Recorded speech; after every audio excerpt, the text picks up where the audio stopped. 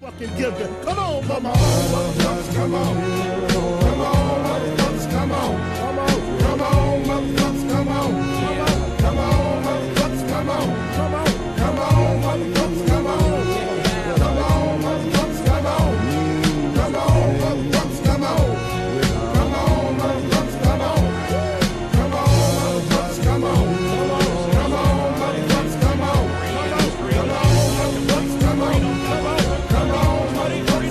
Come on,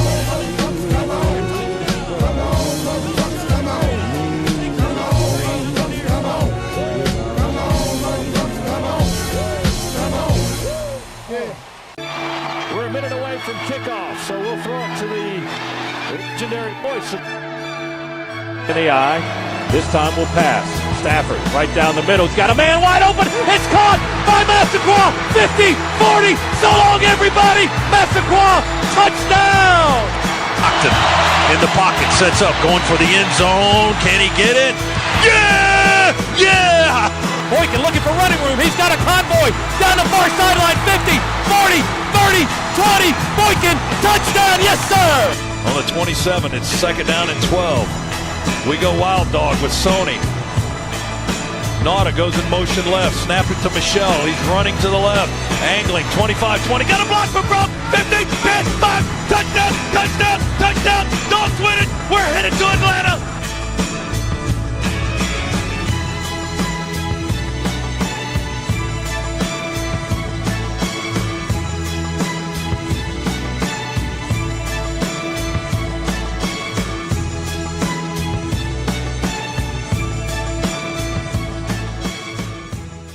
Hello, Bulldog Nation. No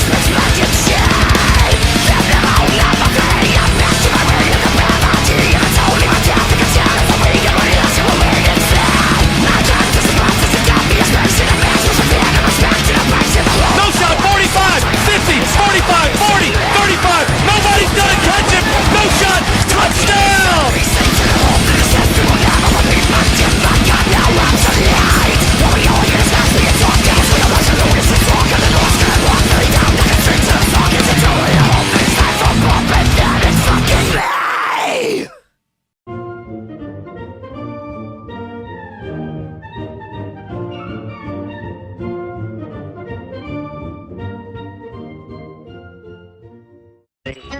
And now let's see if the Dogs have come up and are really ready to play. Oh, my goodness, clobbered at the 30-yard line. Boom! Here comes pressure. We're going to get him. Nolan Smith, number 4, dragged him down.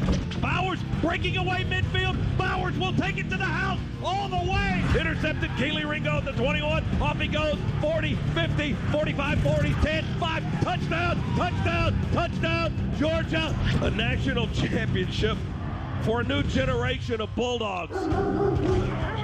The third Saturday in October is taking a back seat to the first Saturday in November, at least in the SEC East and even on a national scale. It's Georgia and Tennessee today on Dooley Field at Sanford Stadium. Depending on the poll or the rankings, Georgia and Tennessee are 1, 2, or 3. Both teams are unbeaten with records of 8-0. Both teams are unblemished in the conference. First place in the division and the inside track to the conference championship game in Atlanta goes to the winner today.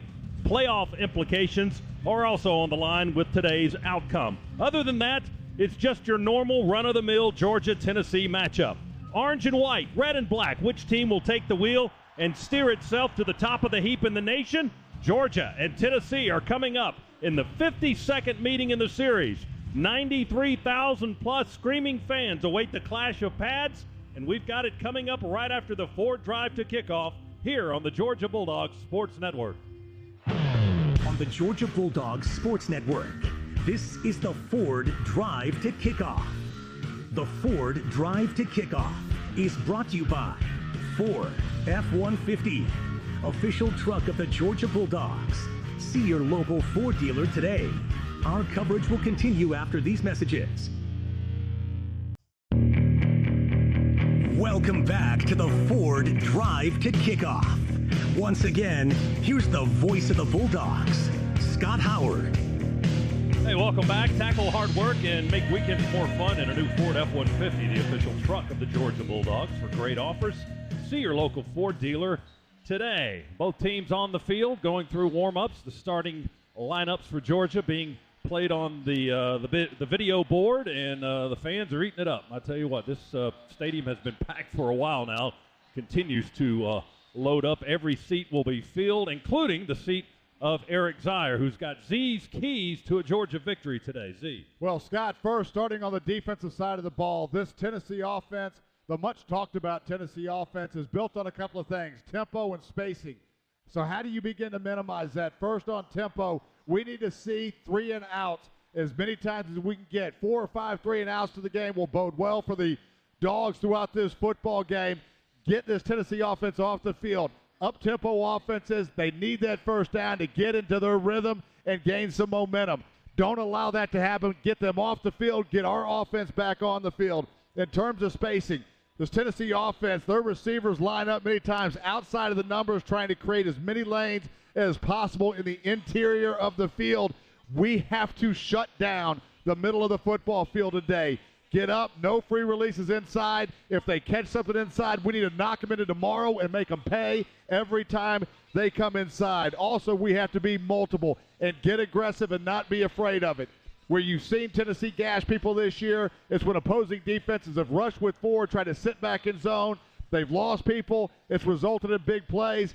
Our athletes can run with their athletes, go man-to-man, get after Hendon Hooker, create some confusion, get them on the ground, make them throw us a football. On the offensive side of the ball, critical, no turnovers today. You can't afford to give this Tennessee offense multiple shots and extra shots at having the football.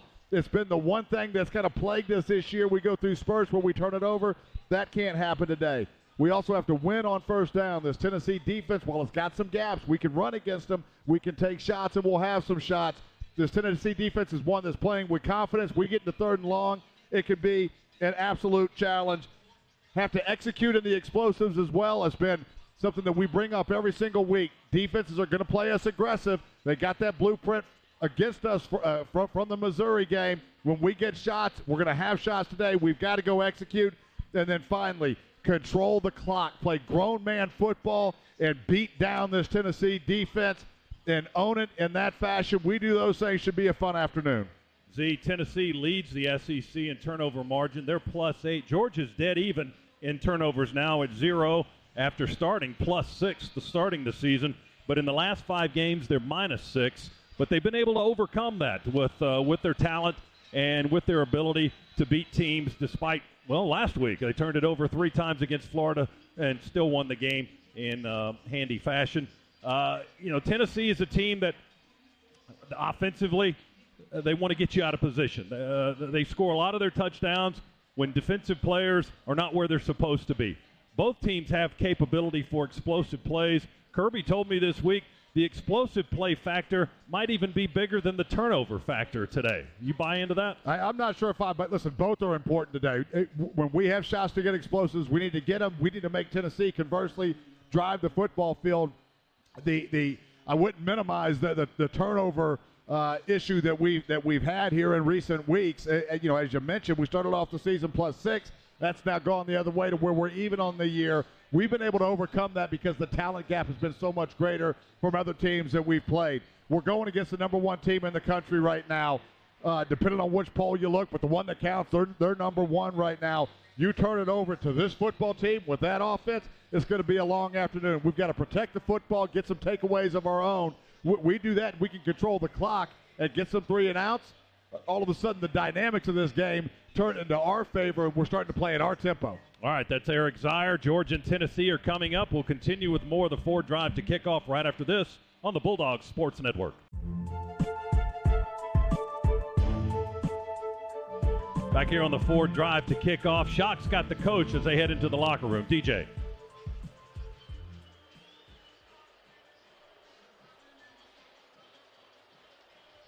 In the stadium, a lot of electricity. We expected it to be that way.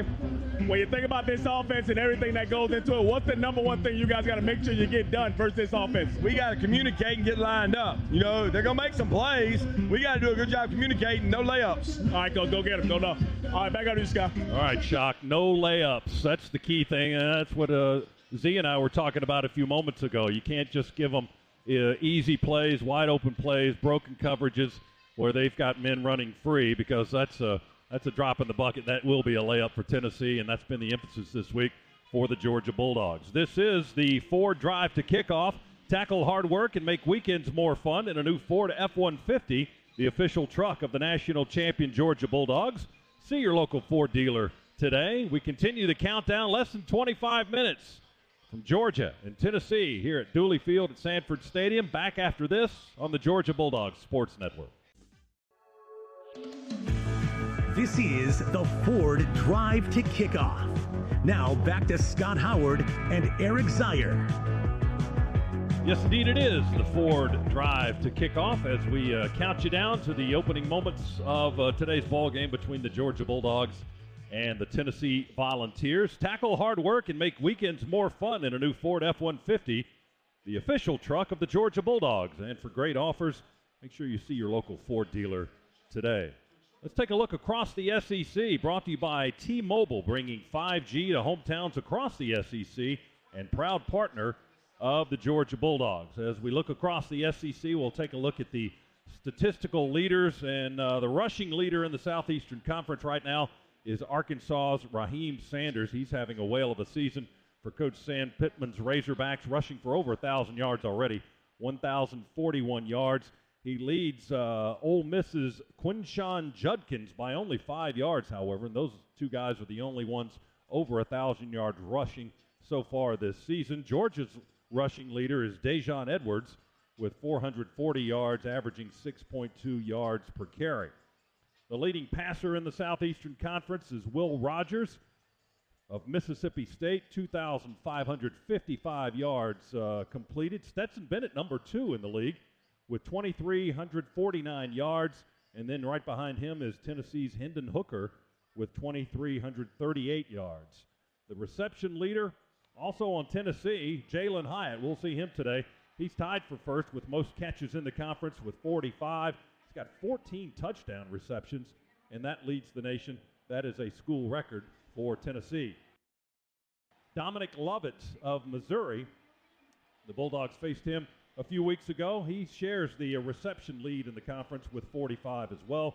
Georgia's reception leader is Ladd McConkey, and Ladd from Chatsworth, Georgia, has 33 catches so far this season for the Bulldogs. The leader in yards receiving is also Jalen Hyatt, 907 yards as a Tennessee Volunteer. Georgia's yardage leader is the tight end Brock Bowers, 547 yards in receptions. That's fourth best in the SEC on his 31 catches.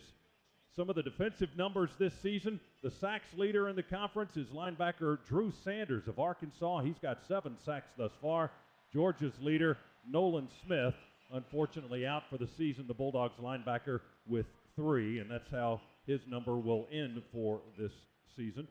The tackles leader in the league is linebacker Anthony Orji of Vanderbilt, 83 stops for the Commodores. Georgia's tackles leader is Jamon Dumas-Johnson, the linebacker, with 40. And the interception leader in the SEC so far this season, cornerback Emmanuel Forbes of Mississippi State. The Dogs will get to see him next week. He's got 5 picks for the Mississippi State Bulldogs. Georgia's interception leaders are Christopher Smith and Malachi Starks, each with 2. And in special teams, the leading punter in the league is Matt Hayball, the Australian for Vanderbilt, 46-yard average on 44 punts. Georgia's Brett Thorson, also from Australia, averaging 42 yards as a freshman, but only 18 punts for Thorson and the Bulldogs this season. And among field goals, as far as field goals converted, Harrison Mevis, the thicker kicker, as they call him, from Missouri, he's got 15. He's 15 of 20. His 15 made field goals leads the SEC. Right behind him is Georgia's Jackpot Lesney with 14. His percentage is better, 14 of 16 on field goals for Jack. That's our look around the SEC, brought to you by T-Mobile. This is the Ford Drive to Kickoff as the sunshine peeks from behind the clouds here in Athens. A full house at Sanford Stadium.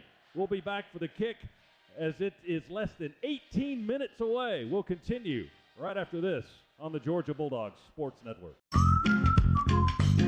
365 days a year, just call us up, we'll be right there. Our service is guaranteed. need. As you make we take great care. Our experts are always there for you and your family's needs. When your family just can't wait, you can always count on Shoemake.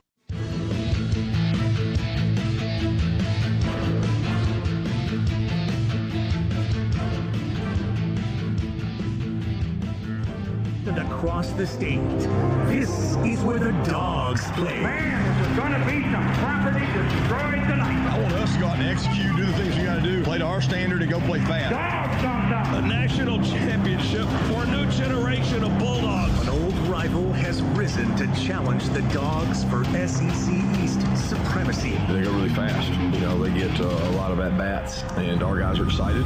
There he goes. He's with Coach Gillett into the end zone. Touchdown, Brock Bowers. High formation, handed to Milton. No, Bennett fakes and rolls out into the corner. Touchdown, Stetson Bennett. Boy, just a clinic there by the Georgia Bulldogs. A battle of unbeatenness. They're ready to take the challenge on it. We're going to go ahead and put it all on the line. This moment right here is what we work for. We're ready to go. Georgia, Tennessee, live from Sanford Stadium. This is Georgia football. From Dooley Field at Sanford Stadium, let's get it on! On the Georgia Bulldogs Sports Network, welcome to play-by-play coverage of Georgia football. Bulldogs football is brought to you by Zaxby's, Pruitt Health, Family Makes Us Stronger, Dos Equis, a proud sponsor of Georgia Athletics. Get a dose. Enjoy Dos Equis responsibly. And by Southeast Mortgage, the official home loan lender of the Georgia Bulldogs. Now to the Piedmont Healthcare broadcast booth. Alongside former All-American Eric Zier, here's the voice of the Bulldogs, Scott Howard. Back here at jam-packed Sanford Stadium, Ford Drive to kickoff. Video montage, video tribute to both Charlie Trippi and Vince Dooley, both of whom passed away recently, is going on here on the big Jumbotron. Nice moment. They've also been recognized on the field with on-field markings on both sidelines from inside the 20 on both ends of the field, on both sides of the field. It's colored in red around the end zone, and the script signature and the initials of both Charlie Trippi and Vince Dooley emblazoned on the field. We'll give you the T-Mobile starting lineups right after we pause for these words on the Georgia Bulldogs Sports Network.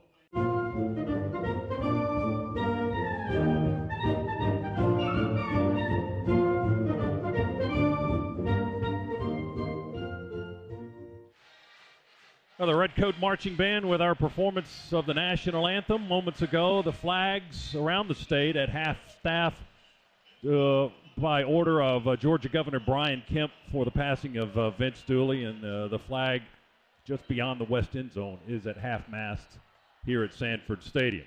It's time now for the T-Mobile starting lineups. T-Mobile bringing 5G to hometowns across the SEC and proud partner of the Georgia Bulldogs. Let's start with Georgia's offense. On the offensive line, there could be one change today that we'll look for at left guard. The tackles will be Broderick Jones and Warren McClendon. Jones at left tackle, a redshirt sophomore, 6'4" and 310 from Lithonia, Georgia.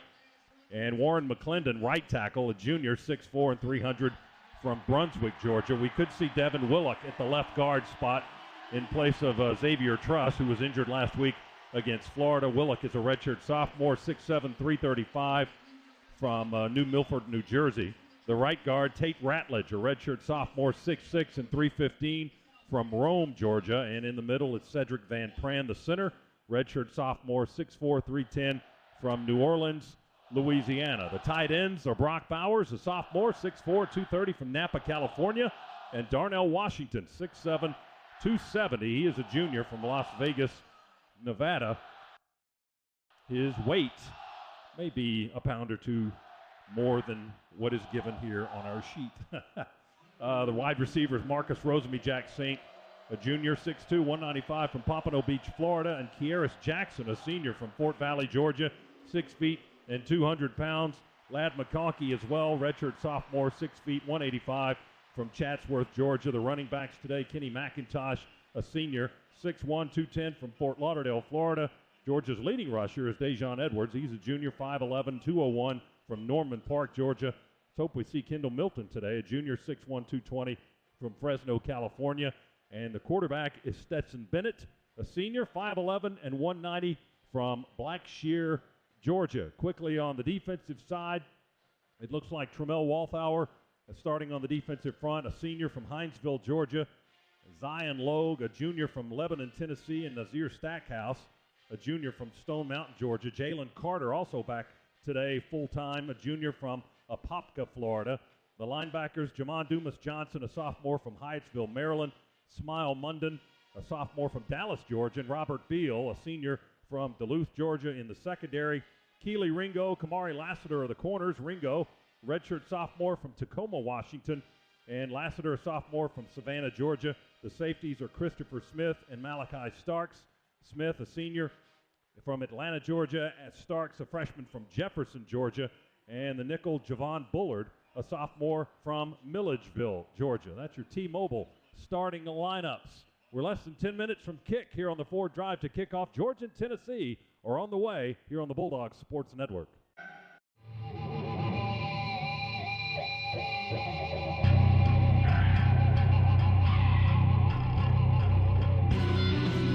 Well, the Redcoats are exiting the field. The captains are out of the locker rooms, and we'll have the toss of the coin here in just a moment. It's Georgia and Tennessee. The Bulldogs come in at 8-0, 5-0 in conference play. 861 program victories for the Bulldogs. That's 11th most in the FBS. Last year's game was a win for the Bulldogs. Last week's game was a win for the Bulldogs. Georgia knocking off Florida 42-20 down in Jacksonville. Kirby Smart in his 7th season as Georgia's head coach, now with a record of 74-15. That's a pretty hefty winning percentage of 83%. He's won 47 of 60 SEC games, 47-13 the record there, 78% winning percentage. And in the SEC, just absolute dominance in the East, 34-5, winning percentage of 87% over division opponents. Tennessee comes in number 1 in the CFP rankings, just out this week for the first time. They are 8-0, 4-0 in the SEC. Quite a turnaround for Josh Heupel, their head coach. The Vols went 7-6 last year, 4-4 in the SEC. Lost to Purdue in overtime in the Music City Bowl, 48-45. That finished their record at 7-6. Heupel is in his second year at Tennessee. He's 44 years old. A record of 15-6 for the Vols, 8-4 in the SEC. His career numbers, 43-14. He spent 3 years as the head coach at Central Florida prior to taking the job in Knoxville. Now it's time for our coin toss, brought to you by Georgia's own credit union. Banking on purpose. Down to the field we go, and DJ Shockley. Thanks, Scott. Hearing me. All right, I'm Jason Archer, your referee. Walt Hill's your umpire. Tennessee, you guys are visiting. You'll call it. This is heads.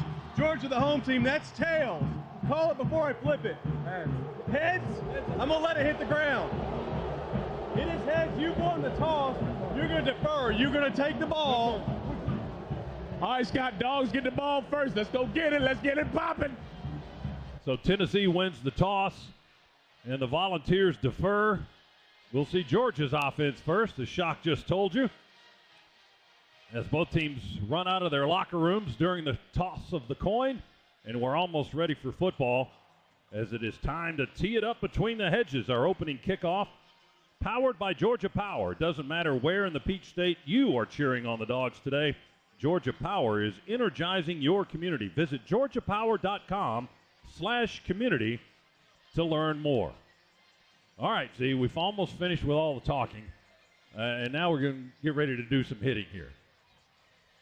I know you're ready to go. I am indeed, and there has been a lot of talking really for the past couple of weeks, and all the talking really has been about Tennessee. The big question right now is this moment too big for the Tennessee Volunteers, who have not found themselves on the road in a hostile environment? Let me tell you, this place is packed. We've got people hanging off the rafters, standing on the bridge. It's standing room only right now. The Dogs have been in this environment multiple times underneath Kirby Smart. We know the moment's not too big for them. Will it be too big for the Tennessee Volunteers? We know how explosive they can be. One of the questions on defense, they're greatly improved, but none of the talk's been about the Dogs on offense, and the Dogs are right there with Tennessee in terms of explosiveness. How are they going to answer our weapons? There are a lot of questions that are about to get answered. Let's check in with our man on the sideline, the attorney Ken Nugent sidelines for this report. One call, that's all. Here's Shock. Fellas, as you probably expect, a very electric locker room before the game got started. A lot of guys excited, but the message from Kirby Smart was they have to see us. They came to Athens for a reason. Let's not disappoint, but the biggest thing was let's play 4 quarters. Not be a first or second quarter team, but let's make sure we play 4 quarters in this game. All right, Shock. Back with you here in the Piedmont Healthcare radio booth.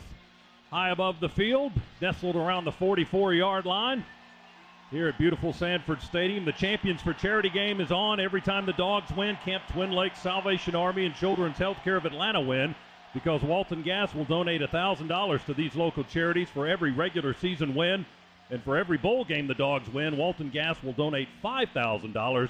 Everyone's a winner with Walton Gas. This will be Paxton Brooks, the senior punter, to kick it off. 6'6", long and lanky, back deep for Georgia. As Tennessee will kick it from right to left is Kieris Jackson and Dejon Edwards. Edwards on the far hash or just north of it. And Jackson on about the 1 or 2 yard line as he hovers around. Tennessee in white, orange pants, white helmets. Georgia in red jerseys, silver breeches, red hats. And here's the kick. We are ready to go. It's going to come down to Edwards on the 7, far side of the field. He'll return it across the 15, hit at the 20. And Edwards stumbling ahead after contact at the 20 up to about the 23-yard line.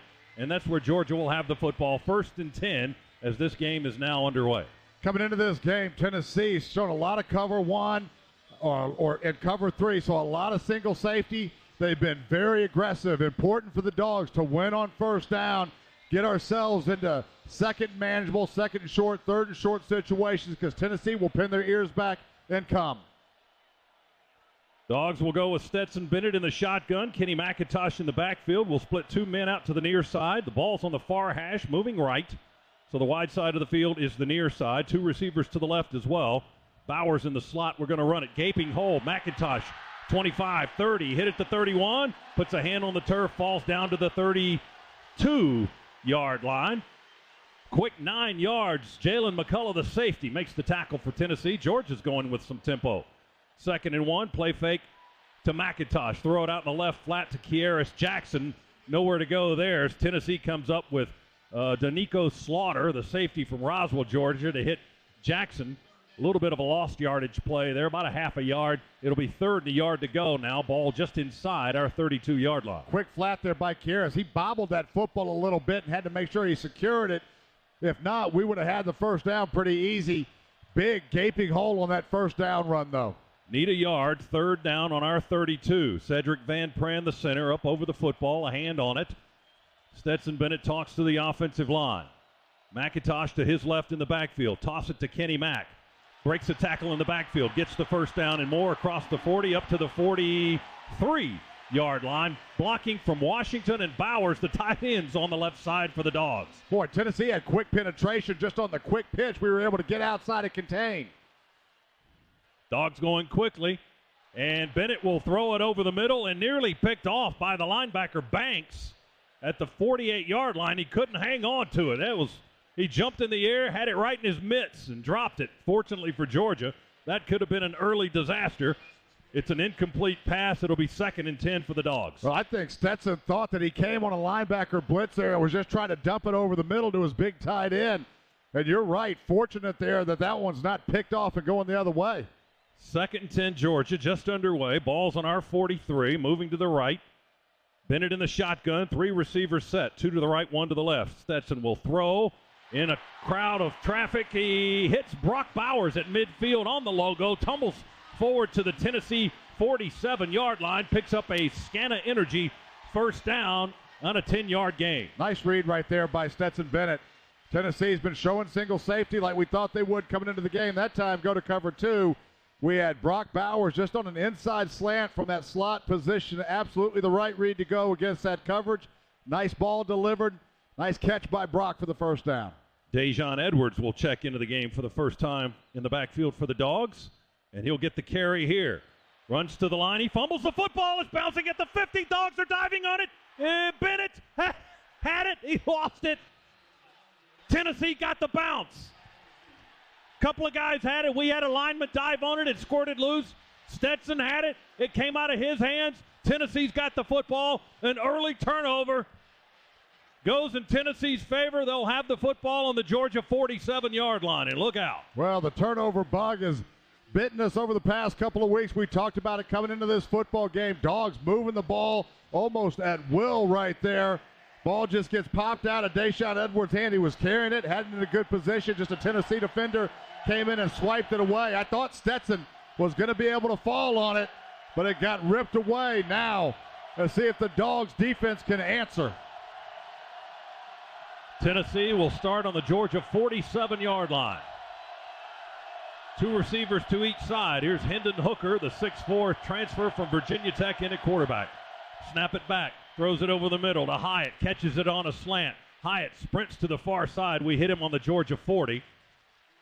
And he got 7. Ringo and Starks hit him for the Georgia defense. Tennessee up and ready to go. Two receivers stacked right, one to the left. They shift the tight end. They've got one back in the backfield. Hooker with a play fake, a throw out to the right flat to one of those receivers. That's Cedric Tillman. Makes the catch and out of bounds around the 35. There's a flag down at the line of scrimmage. Ringo and Starks again on the stop for Georgia. That was just a quick bubble screen to the outside. Pass was first touched behind the line of scrimmage. There is no foul for offensive pass interference. Result of the play is a first down. That quick bubble screen to the outside. That flag was thrown because they thought the ball was thrown in front of the line of scrimmage, which would have made it illegal contact, an illegal block downfield with the lead receiver there. The ball was a good call, good no flag. Looked like Tennessee moves early. They did. Flags all over the place. The left guard and one of the receivers out on this end, he was already 15, 20 yards downfield when the flags came out.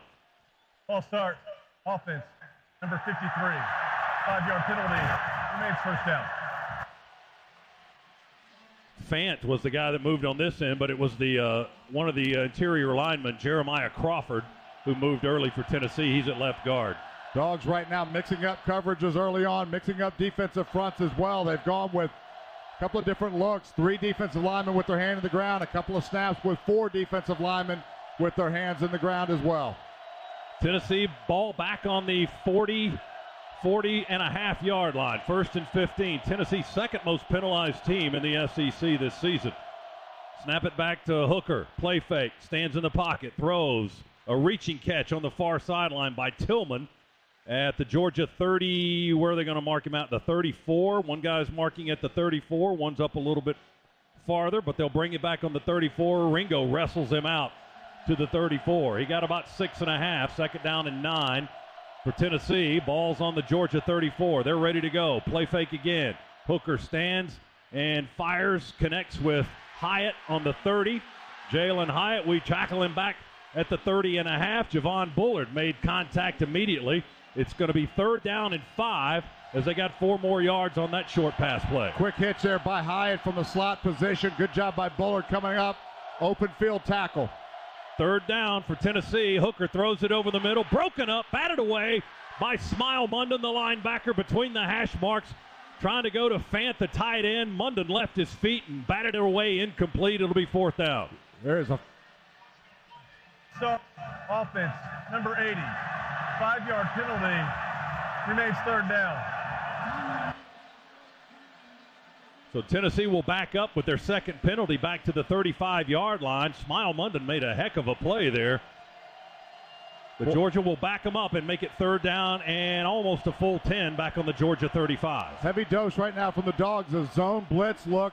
They've got a 2-deep shell for the most part in the backfield or in the secondary, but a lot of linebacker pressure right now, especially when we've got 3 defensive linemen with their hand on the ground.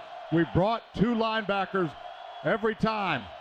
Penalty was a false start on Tennessee. Hooker throws it Pass caught at the 30. 2 men on him, now 4 men on him, driving him across the field. Won't let him go up and down. They shove him laterally. Javon Bullard, the first to make contact. They give him forward progress to the 30. It's a 5-yard gain. That was Fant, the tight end, who also will show up in fullback in goal line situations. And Tennessee will go reaching for a field goal here from about 47 yards. Well, great answer right there by the Dogs defensively. Even if they only give up 3 here, you turn the football over on your side of the 50 against this offense. You're going to feel good about only giving up 3 if they can convert. Chase McGrath to kick it away. The kick is in the air, and the kick is good from 47. Tennessee on the board first with a long field goal. They get 3 off the Georgia turnover. Our first half is presented by attorney Ken Newton. Association. When you need a business banking ally who is as invested in your goals as you are, you can depend on us. We are committed to supporting members of the local community by providing the tools they need to achieve financial success. Through our partnership with the UGA Athletic Association, we believe in a Georgia where we all succeed. Piedmont Bank, knowing you better, serving you best. Learn more at Piedmont.bank. Member FDIC and equal housing lender.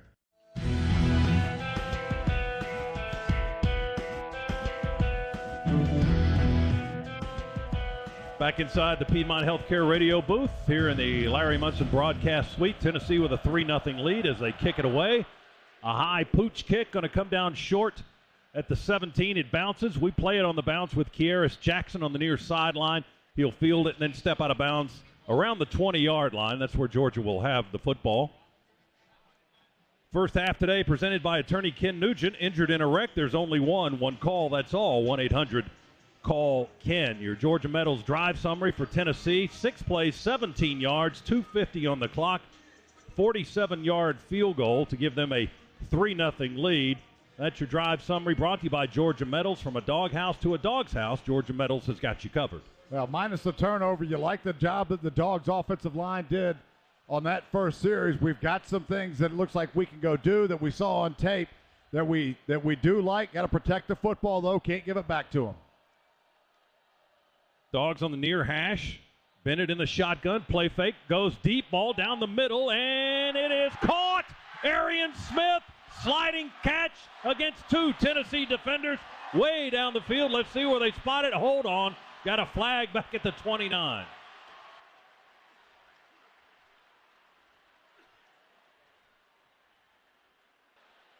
They've spotted the ball at the 28 of Tennessee. Defense, number 12. The penalty is declined. The result of the play is a first down. 52 yards on the pass play. That's a Scana Energy first down. Tamarian McDonald was the guy holding for Tennessee. Arian Smith, with that sprinter speed, tore down the field. 2 Tennessee guys were trying to recover, and Bennett hit him right on target. Play action just held 2 deep safeties. Arian Smith with a deep post over the middle. Great throw there by Stetson, getting air under that football and letting Arian go get it. 1st and 10, handoff McIntosh. Sidesteps a man, breaks through the line, breaks another tackle at the 20, driving inside the 15, pushing his way down to the 11. Well, they're going to bring it back a little bit. I think they'll spot it at the 13. Boy, what a nifty run right there by Kenny McIntosh. But again, the big boys up front, McClendon, Ratledge, Van Pran, Willock, Jones, just opening up monster holes to run through. McIntosh already at the second level and just niftiness making people miss. 15 yards, a first down. Dogs 1st and 10 on the 13. Broke the tackle of Slaughter on his way down to the 13-yard line. Bennett will throw it for the corner. Man-to-man coverage with Brock Bowers, and that's going to be incomplete out of the side of the end zones where the ball lands. As the Dogs work inside the Massey-Ferguson red zone for the first time, trailing 3-0, 8:55 to go first quarter. Brandon Turnage was in coverage, the transfer from Alabama, covering Brock Bowers that time. Yeah, Stetson had what he wanted. Brock on Turnage one-on-one. Brock got caught up with Turnage a little bit, never really able to get his eyes up to locate that football.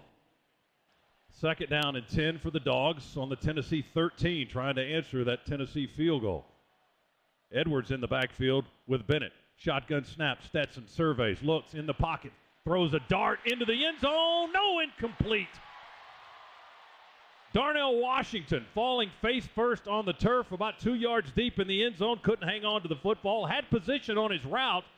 Trayvon Flowers, the safety, was behind him in coverage, but Washington apparently didn't hang on to the football. Well, it was a deep curl by Washington in the end zone. You're right. That was a pretty tight window that Stetson's trying to fit that thing into. Threw a laser and had to throw it low. Ball went right through the wickets. 3rd and 10, Georgia. On the Tennessee 13. Far hash moving to our right. 2 receivers to the right, 2 to the left. Now the back shifts. Edwards around Bennett. Stetson in the shotgun. Pressure up the middle. Stetson rolling to the right. Breaks the tackle. 20, 15. He'll keep it. 10, 5. Goes for the pylon. Did he get it? No, he's out of bounds just short of the goal line. Stetson Bennett had to scramble. Ran for his life into the corner. He's down inside the 1. Well, Stetson thinks he got in. I think he got in, too. He dove for the pylon and stuck that football out. They may have to go look at this unless he stepped out of bounds. But Stetson celebrating like he was in. They're saying he was down on the 1-inch line. Yeah, the nose of the ball is almost touching the goal line. Tennessee will sub out 6 players immediately while they have a chance. Now they're gonna have to go take a look at this. Matter of fact, I think they're talking about it right now. Yeah, the stadium just saw the replay on the video board, and you heard the reaction there. So referee Jason Autry's going to review it. And Pruitt Health brings you this play under review, where family makes a stronger, proud partner of the Georgia Bulldogs. We'll take a look at the replay as well. As I'll tell you what, let's go down to Shock on the sidelines, brought to you by attorney Ken Nugent. One call, that's all. DJ, what do you got? Hey, fellas, I was literally standing right here about the 8-yard line when it happened, and I didn't see not a footstep out of bounds, and he reaches and hits the pylon. This is absolutely touchdown. Yes. And Shock on top of that, there was a target as well. I'm trying to see who was that. McCullough that came in and targeted him. It was the crown of his helmet and helmet-to-helmet contact. Stetson's still able to get in. No way they don't overturn this. That's 6 points, and you may get a targeting on top of it. Yeah, there was no indication that, or I didn't hear that anyway. I didn't hear Jason Autry say they were looking at targeting, but they may be looking at that as well as the touchdown. Clearly, it was a touchdown on the review that we saw. Now the 2 officials are discussing it. The headset has been removed. Here's the announcement. After video review, the ruling is touchdown. The runner was inbounds with firm control of the ball when he touched the pylon. All right, they did not check for targeting. At that point, Stetson Bennett is a runner. He is not a player that's what's the terminology that they use? An unprotected player. Unprotected player. So he's a runner there, and at that point, you got to look for the crown of the helmet to make contact. And the launching point, that's what they look for, but they weren't looking for it on that play. Instead, it is a touchdown run for Stetson Bennett of 13 yards. Georgia has the lead, and here's the point after. Jack Podlesny with Bennett to hold. And the kick is up and good right between the uprights into the east stands. Georgia 7, Tennessee 3. The Dogs answer with a long, profitable drive. Let's take a timeout. We're coming back for more Bulldogs football. Dogs up 7-3 on the Bulldogs Sports Network. 2022 is the year of the dog. This is Kenny Mullen. Back inside the Piedmont Healthcare radio booth, Stetson Bennett with a 13-yard touchdown. That score brought to you by Engineered Solutions of Georgia, proud partner of the Georgia Bulldogs. The drive was 80 yards and 5 plays. The capper, the 13-yard scramble run by Bennett, his 6th rushing touchdown this year to give Georgia a 7-3 lead. That's the Georgia Metals drive summary as Jack Podlesny will kick it away left to right. It'll land in the end zone and bounce over the back line for the touchback. From a doghouse to a dog's house, Georgia Metals has got you covered. Now let's pause 10 seconds. Station identification, Bulldogs Sports Network.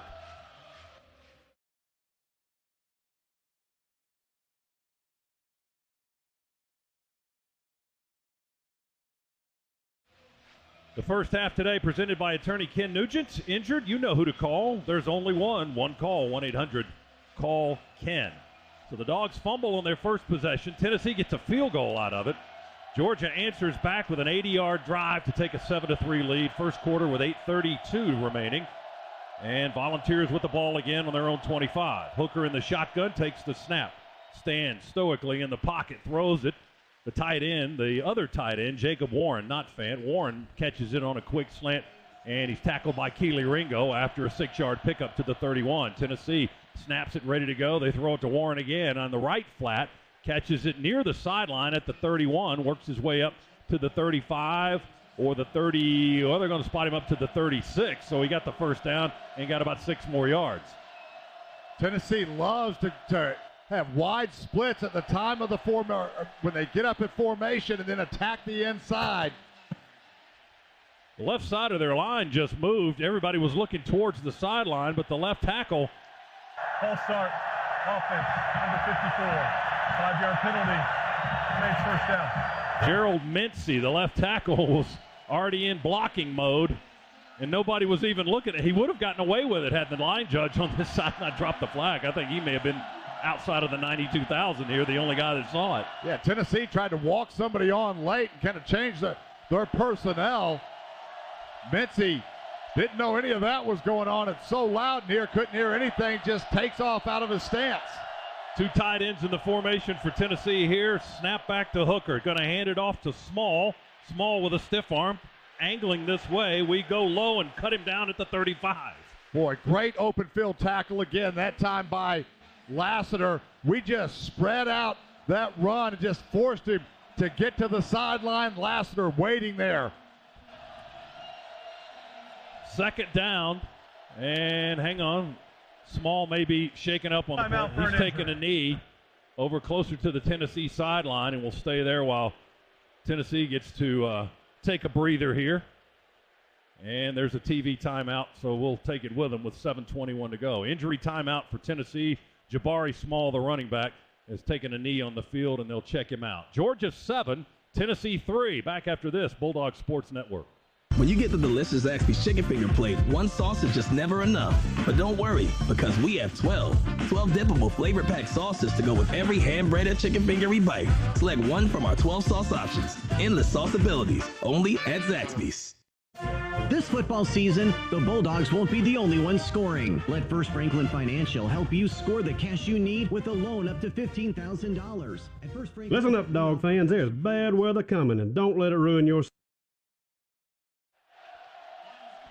Well, the TV did not take the timeout. The Red Hat walked out onto the field with the countdown clock about 10 yards out there, and then he came back to the sideline. So we'll break away, and we'll get the commercial break in just a moment.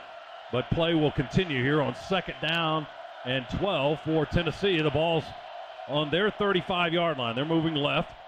A draw play straight up the gut with Wright, and Wright will wrap him up at the 40 as he runs nearer to the sideline on the numbers. He's tackled by Malachi Starks. Another great open field tackle. Wright had space there on the draw. We got sealed off.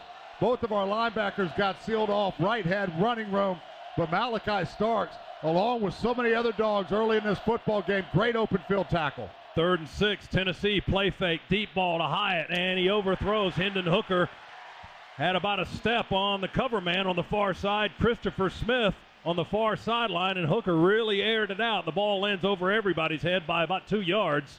Long incomplete bomb down the right side. It's 4th down for Tennessee, and they'll send the punt unit onto the field. Just a straight takeoff from the slot position there by Hyatt. He ran right past us and had a couple of steps on Christopher Smith. We did have decent pressure getting in the face of Hendon Hooker. He just laid back and launched it. Fortunately for the Dogs, about 3 or 4 strides over him. Hyatt with 18 catches for Tennessee in his last 3 games for the Vols. Here's the punt by Paxton Brooks. Fair catch called for by Ladd McConkey inside the Georgia 20. Looks like he'll make it around the 18-yard line, and the Dogs will have the football there. And now they will take officially the timeout. 6:30 to go in the opening quarter. That was a 41-yard punt. The Dogs have the ball. When we come back, it's Georgia 7, Tennessee nothing. Tennessee 3, excuse me. Coverage from Progressive Casualty Insurance Company, affiliates, and third-party insurers. Bundle discount not available in all states or situations.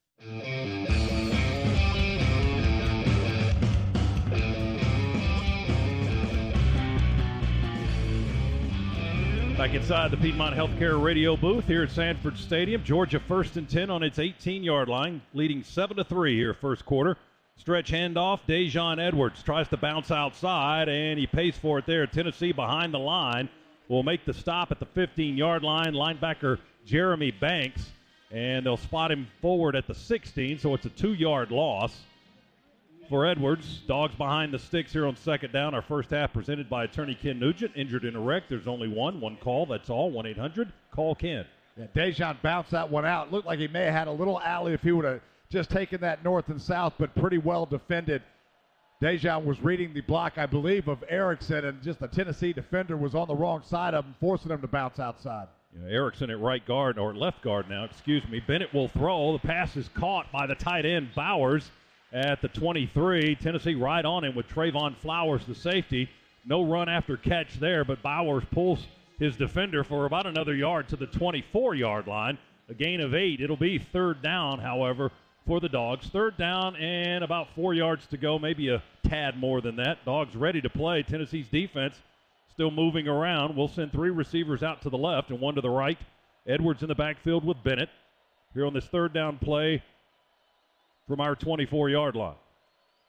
Bennett calling for, well, he was waving for motion, but nobody came in motion. He'll throw it instead, and it's dropped at the 30. Dominic Blaylock. Looked like the pass kind of surprised him, Z, as he came out of his route there, turned around to face Bennett, and the ball hit him high in the hands, and he just dropped it at the 30-yard line. Yeah, we had a trips formation. It was just an option route. I think that Stetson Bennett thought against zone he was just going to turn around and just sit right in that spot. Blaylock brought that in a couple of steps, and that throw force was in behind him. So I think just not on the same page between Blaylock and Stetson Bennett there. Thorson to punt it away, first time in the ball game. The freshman from Australia, D. Williams, back on the Tennessee 30. And Thorson booms one. He kicked it to Melbourne. My goodness. Bounces on the 16.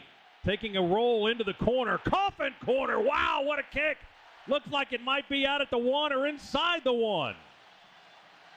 Holy smokes, what a booming punt by the freshman Thorson, and great coverage by the Dogs punt coverage team. They get it out of bounds just inside the right pylon at the 1-yard line. Boy, you're not going to see a better punt at any level, any time in the history of watching football. That was launched off of his leg and down inside the 1.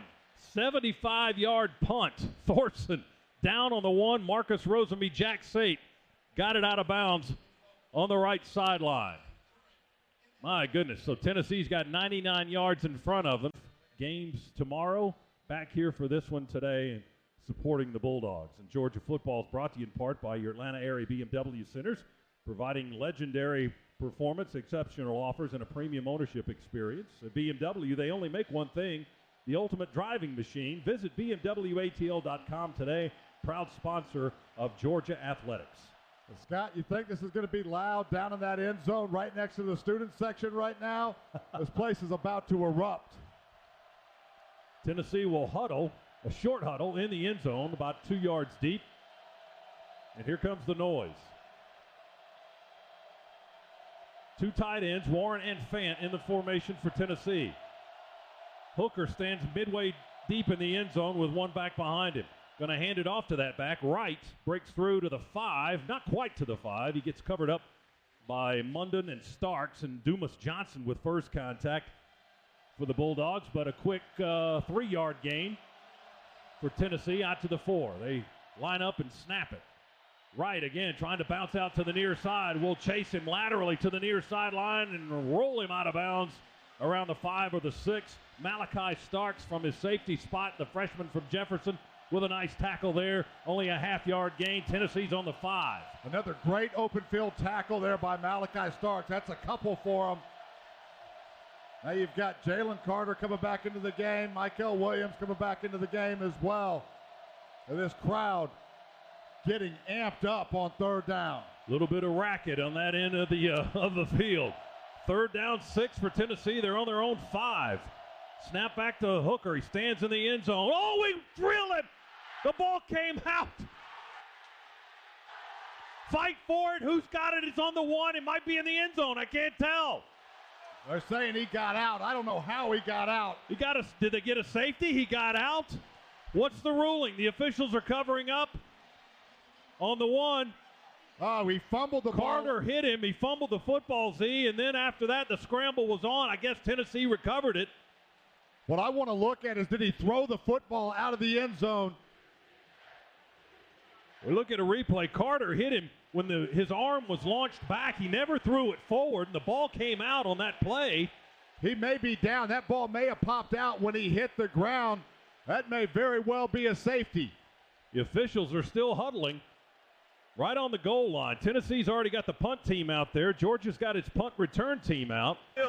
As the quarterback lost possession of the ball in the end zone, it was recovered by the offense and advanced to the half yard beyond the goal line. It is 4th down. That's referee Jason Autry with the explanation. Obviously, the crowd didn't like that, but I don't know how they're not reviewing this right now. Two officials are still talking, even after the announcement. Please reset the game clock to 3:53. 3:53 on the game clock. Just wait. Jalen Carter got the lick on Hooker as he was poised to throw it, but the arm never came forward. This play is under video review. Now they're going to review it.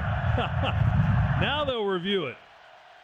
As the ball came out, he did not throw a forward pass. The ball came loose. And as you heard the Tennessee announcement, that they recovered it and got it out to the half-yard line. Now they're going to review that. And Pruitt Health will bring you this play under review, where family makes us stronger, proud partner of the Georgia Bulldogs. Well, it's going to be close. The Tennessee Volunteers fortunate that wasn't a touchdown for the Dogs, as that ball was just laying in the end zone. Almost similar to the David Pollock play against South Carolina, although he didn't rip the ball out of the quarterback's hands, but Carter was hitting the quarterback in the end zone. The ball was picked up, as we look at a replay, by one of their linemen.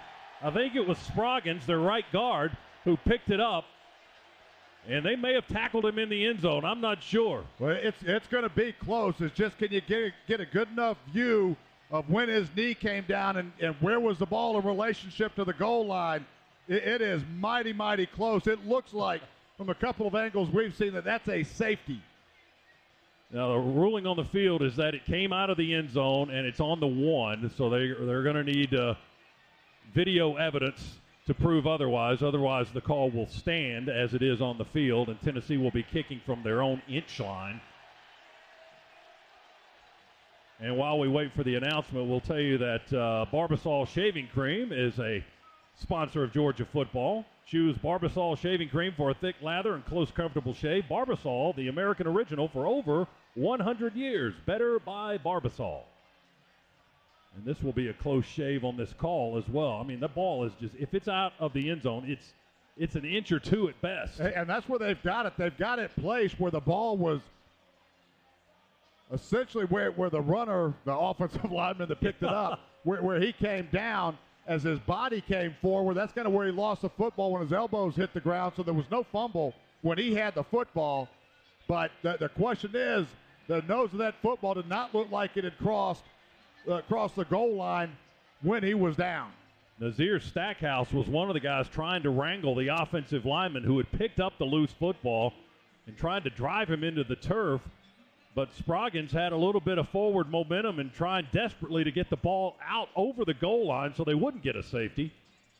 And that's what is being reviewed right now, as Jason Autry, our referee, and the review officials in Birmingham and here at Sanford Stadium are taking a look at this one. Piedmont Healthcare is the official healthcare provider of the Georgia Bulldogs.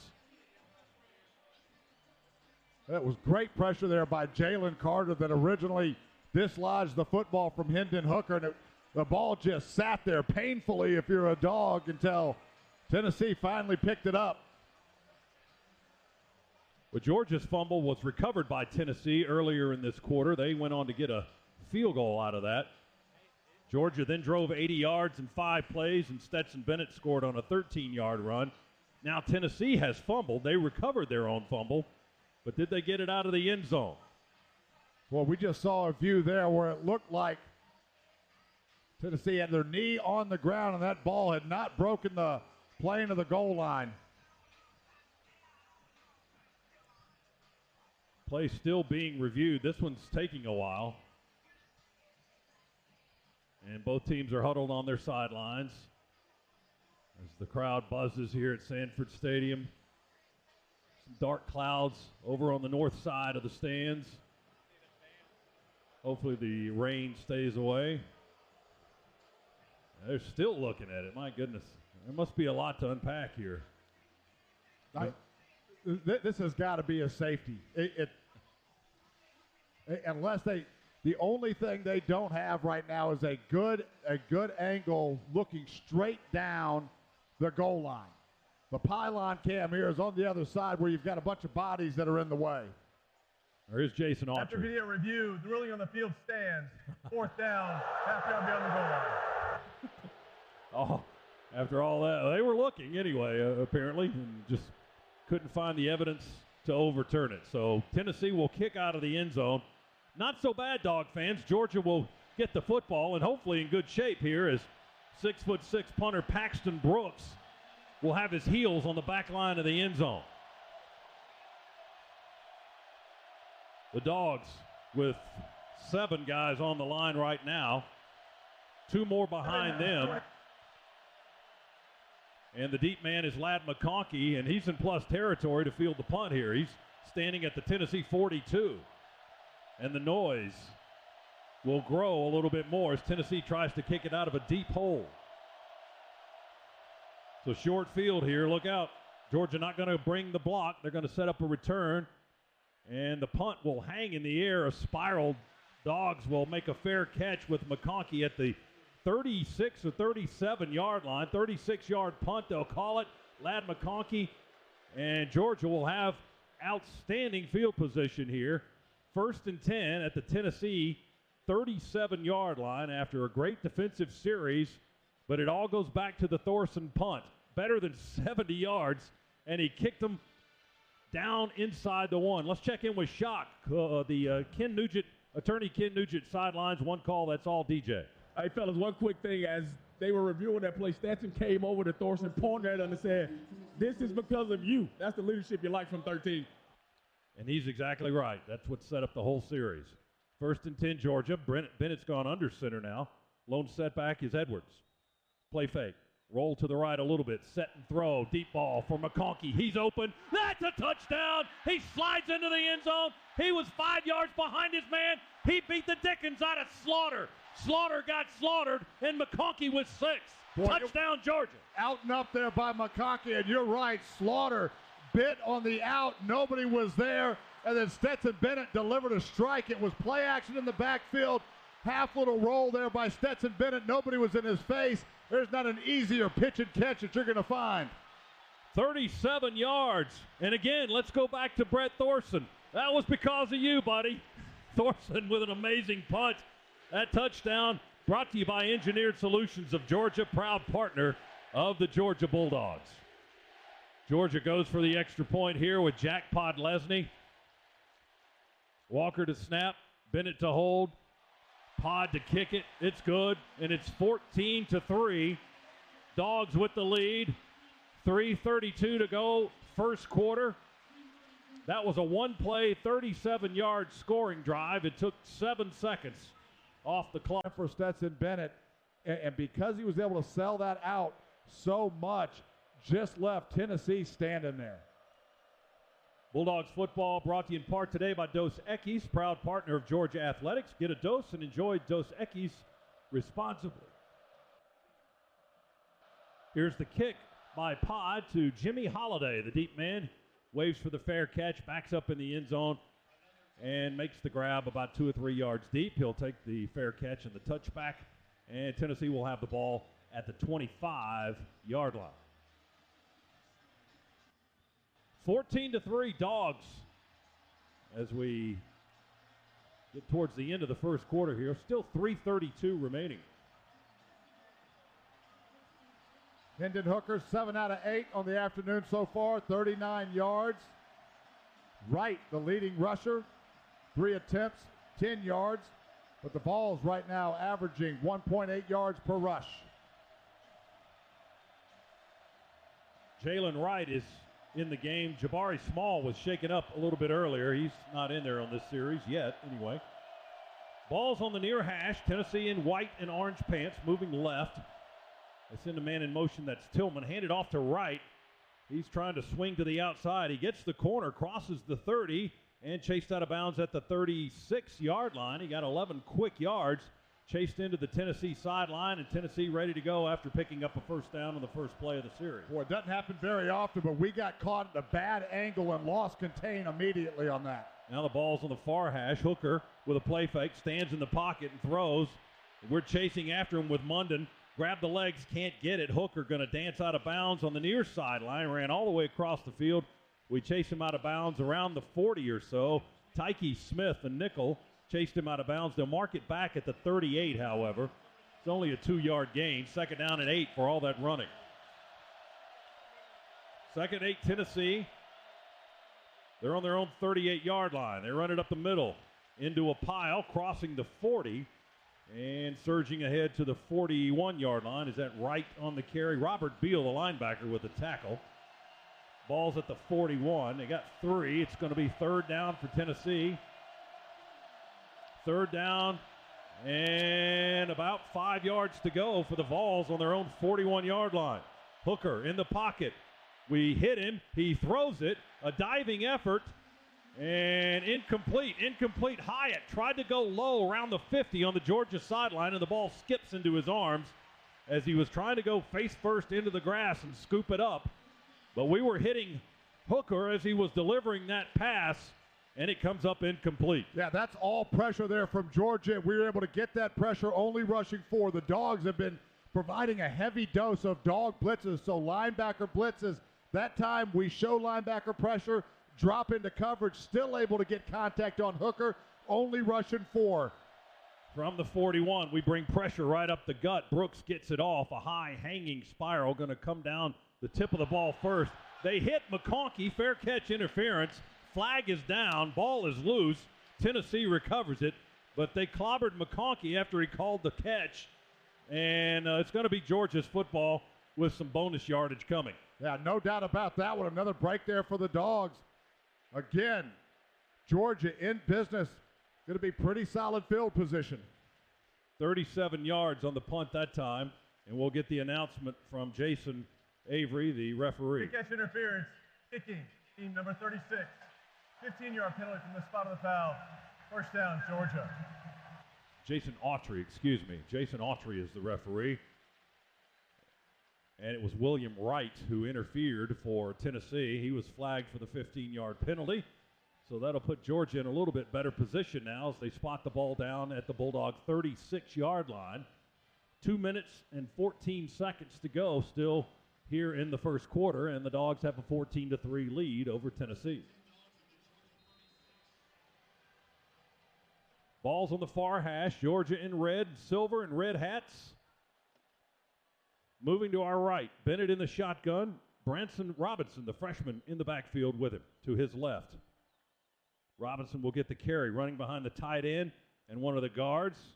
Puts his hand on the back of Bowers, and not a lot of space there as he tries to tiptoe his way to the line and follow behind the blocking, but we couldn't clear enough space. We may have gotten a yard to the 37, so it'll be second down and 9. Boy, 8 guys in the box on that running play right there. We had a bunch formation, went counter Trey. Just too many white jerseys in to run that play. 2 receivers to the left this time for Bennett in the formation. Jackson's in the slot. McConkey out wide to the left, and Rosemy Jack-Saint in close to the right. McIntosh is in the backfield with Stetson, who's in the shotgun. The tight end in a wing to the left. That's the big O. Snap back to Bennett in the pocket. He wants to throw. He's got McIntosh breaking open. Caught at the 35, the 30. Breaks a tackle, 25, 20. Between the hash marks and down to the 15-yard line. Kenny Mack. Boy, another explosive play right there by the Dogs. Kenny McIntosh on a wheel route out of the backfield. Good job by Stetson, finding some room in the pocket and delivered another strike, and a good job running with the football after the catch there by Kenny Mack. Danico Slaughter with a missed tackle, and then McCullough and Haddon got him on the turf, but down to the 15, 48 yards, 49 yards on the reception to Kenny McIntosh. Gives Georgia Scana Energy first down. The Dogs looking for more inside the Massey-Ferguson red zone. on the Tennessee 14-yard line. Toss it to Mack. Wide sweep to the left. He's got blockers. He stiff arms a man at the 10 and then angles out of bounds towards Uga's doghouse on the far side of the field. And they'll mark him out at the 7. Tennessee went cover 0, loaded the box up.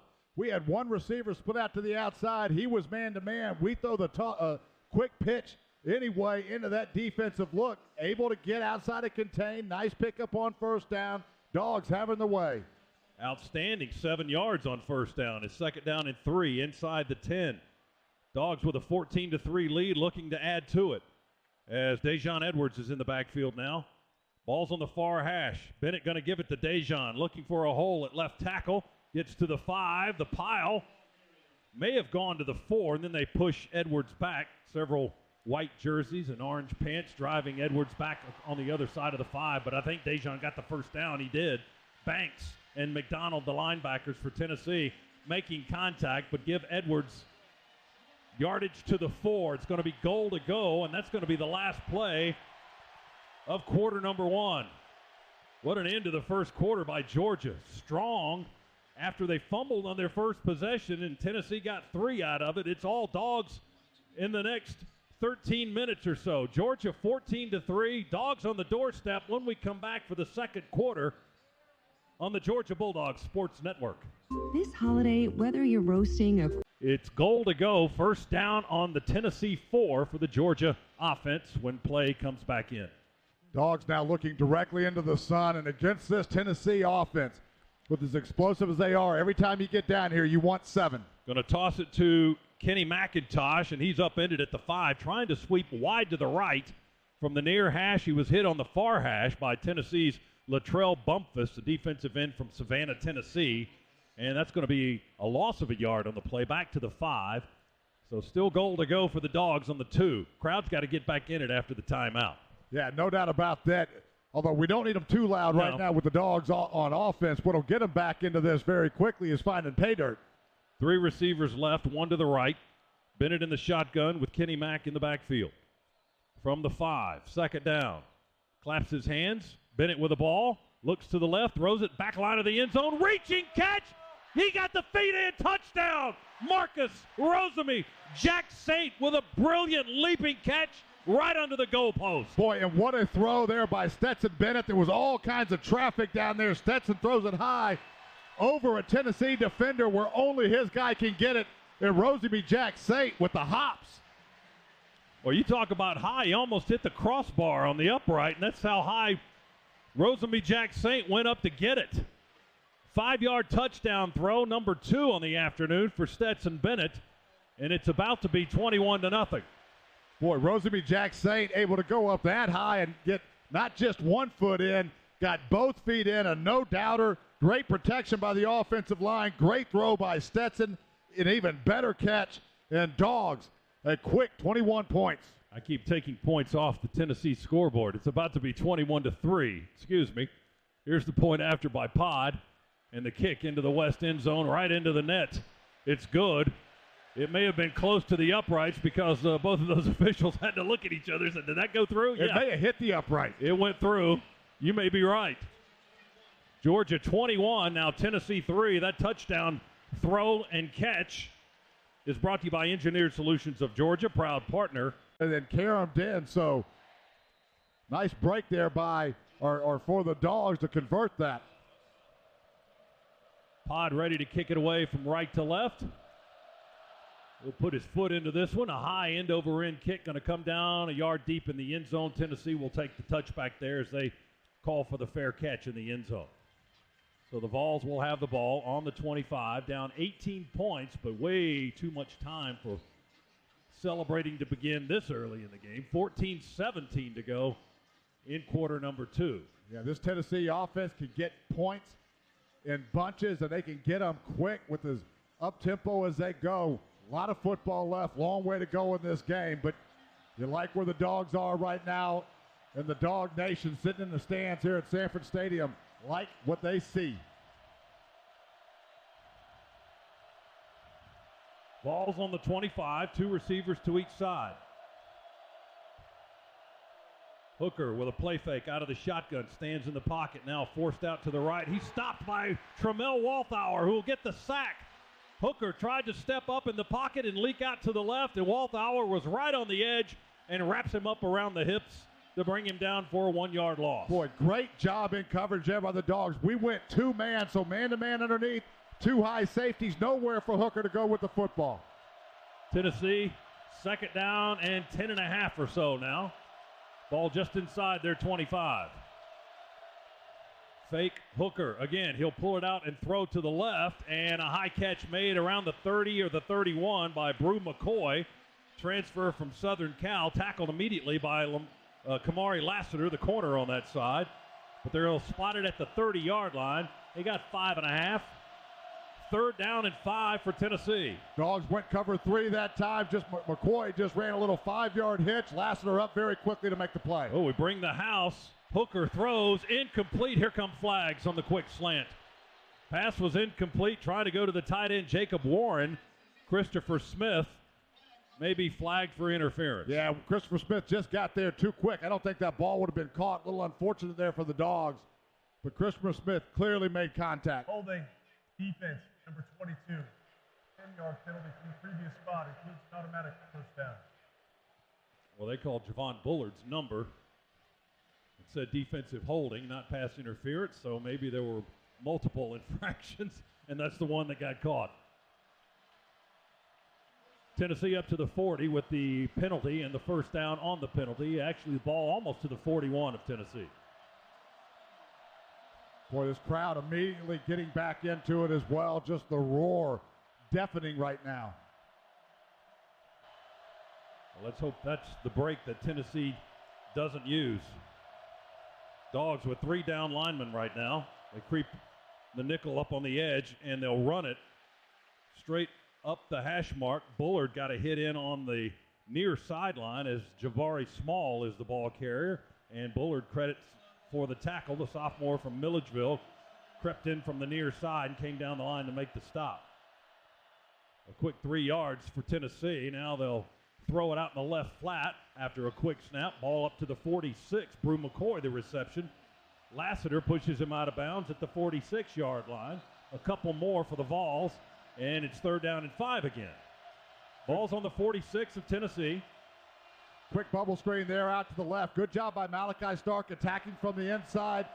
Lassiter, good job holding his own, fighting through the block to maintain position on the outside. 4 receivers set. Hooker surveys, throws it over the line of scrimmage, caught by the tight end Warren between the hash marks. To the turf he goes at the 45 of Georgia. Hit immediately by Javon Bullard. And that's what Tennessee likes to do, spread you out and attack into the middle of the field. Dogs doing a good job of keeping the football right now in front of them, though. Make this volunteer offense run the distance. He got 9 and a first down. Small spins away from a tackle in the backfield, then heads upfield and will be stopped at around the 43-yard line by Zion Logue. And the gain is 2.5 or so. Warren Brinson was the guy that missed the tackle in the backfield. Small with a nice move to spin away from the big defensive lineman for the Bulldogs. Ball's on the Georgia 43. And it's 2nd down and 7 for Tennessee, and they're not going so fast anymore.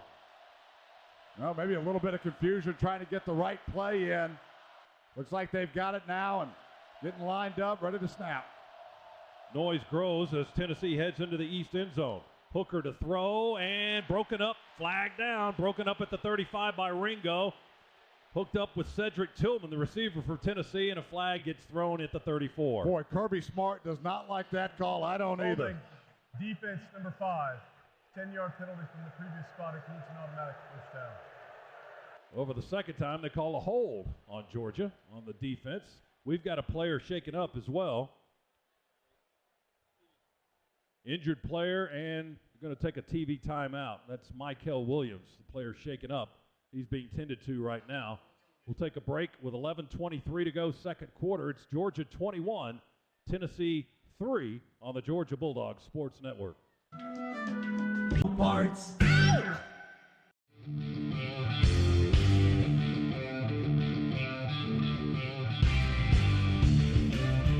Back inside the Piedmont Healthcare radio booth. First half presented by attorney Ken Nugent. Injured in a wreck. There's only one call. That's all. 1-800-CALL-KEN. Tennessee with a football, 1st and 10 in Georgia territory. They're on the Georgia 33-yard line, moving to our right, trailing 21-3 here in the second.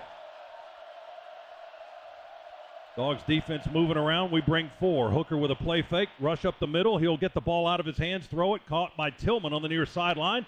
He makes Ringo miss once at the 22, and closer to the goal line he goes, tackled, dragged down around the 16-yard line as Ringo recovered after that first miss to get him by the legs and make the stop. Dogs also Christopher Smith, excuse me, Zeke. Yeah, Dogs single safety man-to-man. It was just a curl route. And then Ringo, for one of the rare times a Dog misses the initial tackle. To the 16, got 9 on the play. Tennessee will run it, angling right, push the ball ahead to the 11-yard line, as that was Hooker this time that kept it and ran it to the right, and Malachi Starks made the stop for the Georgia defense. Tennessee getting close, just outside the 10-yard line. Handed off to Jalen Wright. He runs in at left guard. The sophomore from Durham, North Carolina, plows ahead for a couple to the 9. It's going to be 3rd and short for Tennessee. 3rd down and 2. Vols going with tempo again.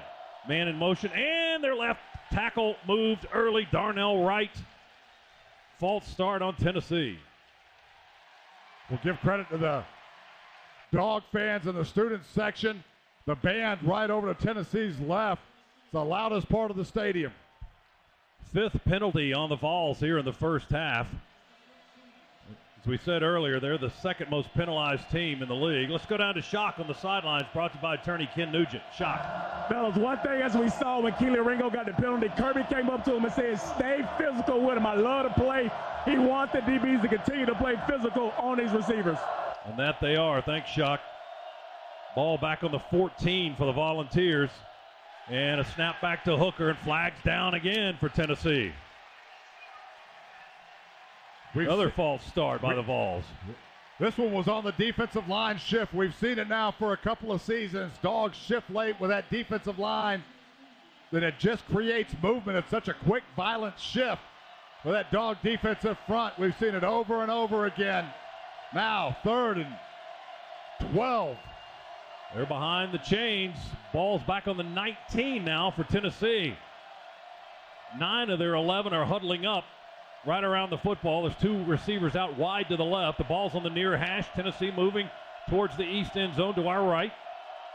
3rd down and 12. Here comes pressure. Hooker will throw, and the pass is broken up around the 13-yard line, middle of the field. Trying to go to Fant, the tight end. Javon Bullard broke it up. Boy, Dogs brought the house right there and said, listen, we can cover your guys man-to-man. It's exactly what they did. Bullard, nice job. Just got over the top of the Tennessee receiver and batted that one away. 4th down and 12. Tennessee will try for 3 more here with Chase McGrath, the senior kicker, a transfer from Southern Cal. And they'll kneel down and spot the ball on the 27, a 37-yard try, near hash kicking right. There's the snap, the hold, and the kick is on the way, and the kick is good. So Tennessee with its 2nd field goal of the game. McGrath with all 6 of Tennessee's points, and our new score here in the 2nd quarter, Georgia 21, Tennessee 6, and a timeout here at Sanford Stadium. First, pal, get the right parts at the right prices. eBay Motors, let's ride.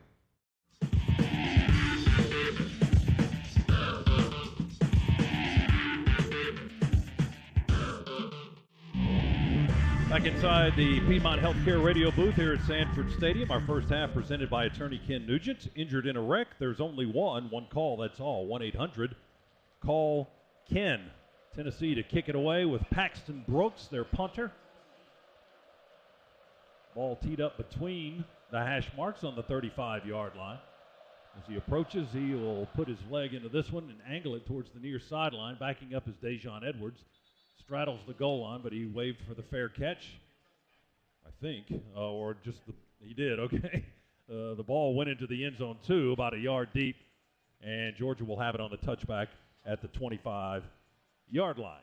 21-6, Georgia leads Tennessee. That last scoring drive for the Vols covered 56 yards. It took 11 plays, and the tempo not there as much on that particular possession. 4 minutes and 41 seconds for Tennessee to get 3 from Chase McGrath. He's 2 for 2 on field goals today. That's your Georgia Metals drive summary. From a doghouse to a dog's house, Georgia Metals has got you covered. And credit the Georgia fans. Tennessee had it 3rd and 2, then 2 false start penalties as the student section and deep in the bowl here, the Georgia fans got extremely loud. Oh, you're not kidding. Decibel level well over 100 decibels. We'll throw a screen to the near side to Bowers from the 25. They're trying to pull the ball out of his hands. Now the offensive line is piled up at the 35, trying to drive him forward. Tennessee with guys pushing the other direction. Play finally goes out of bounds on the near sideline. It might be a 10-yard gain. Boy, just a bubble screen to the outside. Then they couldn't tackle Brock Bowers, and then Brock got some help from 1, 2, 3, 4, finally 5 of his big brother friends on the offensive line. And Rosemy Jackson out there blocking as well. He got 9 yards, second and a yard to go on the 34. Arian Smith breaks out in the slot to the right, along with Dylan Bell, the wideout. 2 tight ends in tight on the left side of the line for Georgia. Edwards in the backfield with Bennett. Second and a yard to go for the Dogs. Handed off to Edwards. He gets the first down. Behind the pads, he drives right up the hash mark, close to the 39. They may bring it back a little bit, but that's a Scana Energy first down. Roman Harrison makes the tackle for Tennessee. They'll put the ball down on the 38 and a 4-yard run for Dejon Edwards. Boy, big blocks there by Broderick Jones, Warren Erickson, and Cedric Van Pran. You get your big tight ends in there as well, moving Volunteers back. We move our tight ends from left to right. 3 receivers in the formation to the right. And Edwards stays in the backfield on 1st and 10 for the Dogs. Snap it back to Bennett. Wants to throw with time. Man on man to Arian Smith, and Bennett airs it out down the hash and overthrows everybody, incomplete around the 12 or 11-yard line. Boy, great coverage right there by Tennessee. Arian Smith could just never get on top of the Tennessee quarterback. Ball back to the 38, 2nd and 10. Let's pause 10 seconds. Station ID, Bulldogs Sports Network.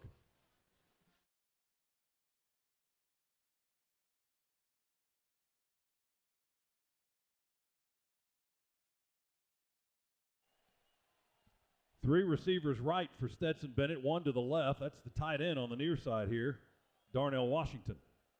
Ball's on the near hash. We're moving left. We're going to hand it to Branson Robinson. And the freshman tries to angle at right tackle or a little bit beyond on the run, and not much space on the outside there. The wide side of the field is shortened up by Jeremy Banks and Juwan Mitchell. Tennessee linebackers at the 39-yard line. Only got a yard. It'll be 3rd down 9 for Georgia. Boy, read option there. Stetson probably wants that one back, as you had a defensive end for Tennessee just collapsing. If he would have pulled that out, had plenty of running room. McIntosh is in now for the Dogs. 2 receivers to each side for the Georgia offense. 3rd and 9 from our 39-yard line. Snap it back to Bennett. We've got a false start on the Dogs as the flag is dropped at the line of scrimmage. False start. Offense, number 19. 5-yard penalty, 3rd down. Rare penalty on Brock Bowers. Will back us up 5. Put us behind the sticks, and it'll be 3rd down and 14 for Georgia as the ball is back on our 34. Only the 4th 3rd down opportunity for the Dogs. We're 2 out of 3 on our first 3. This one, a little bit more difficult. Indeed. 21-6, Georgia leading here in the second quarter. Bennett to throw. Jackson out on the left side and run after the catch about 4 yards. He caught it at the 34 and up to the 43 where he's tackled by the safety Jalen McCullough. Had some blocking but not enough of it on this near side, and Georgia will have to punt on 4th down and 11. Quick bubble screen there. Really almost served as a slip screen as we were trying to get underneath offensive linemen that were coming out, but Tennessee had it defended pretty well. Thorson with a career-long 75-yarder earlier in the game will punt it again. This one not 75. Will bounce on the Tennessee 27. Take a little short Tennessee hop back in the other direction, and Georgia will cover it up around the 30 or so. We'll see where they officially spot the football. That punt only 32 yards. Didn't have any hang time either. Tennessee will have the ball on their own 31. Great team pulls together. At Pruitt Health, our team helps you recover from surgery or a major health event. Nurses, therapists, a whole team dedicated to giving people the personalized care they need. Come join the Pruitt Health team. Email hireme@pruitthealth.com. That's hireme@pruitthealth.com. Pruitt Health is a proud partner of the Georgia Bulldogs.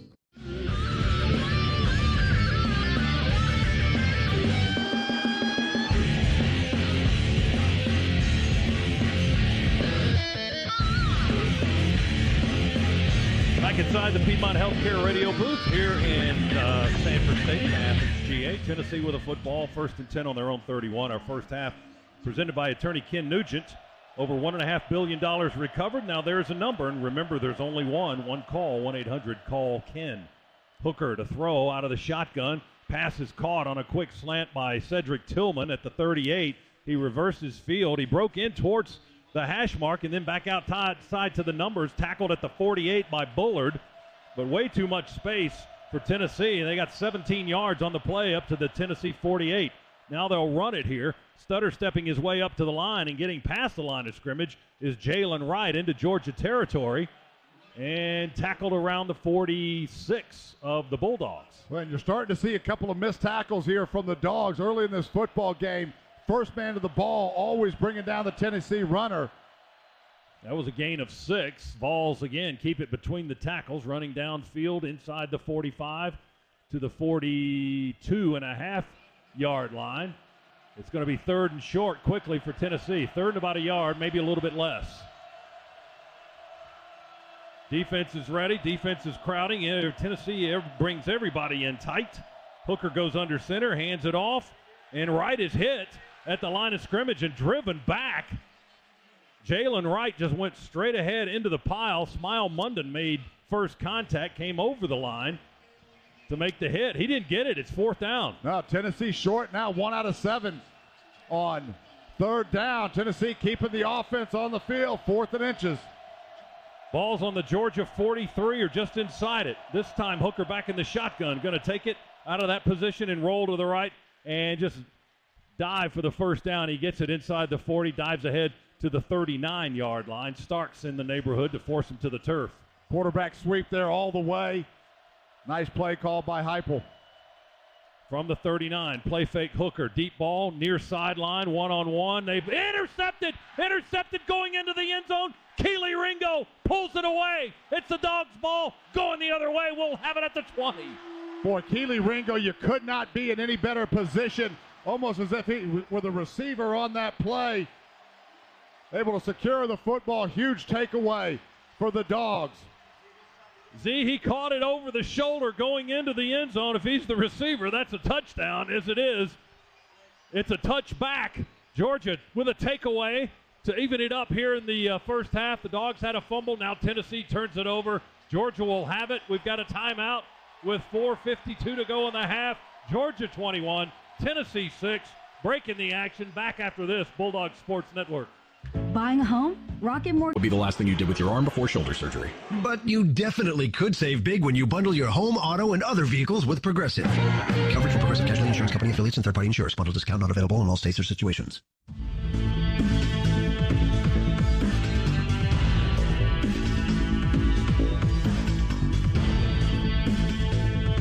Keely Ringo with his first interception of the season going into the end zone. Dogs will have it at the 20 on the touchback. That's Hendon Hooker's only his second interception this year against 21 TD throws. Dogs lead it 21-6. Bennett in the shotgun, and Kendall Milton is in the game.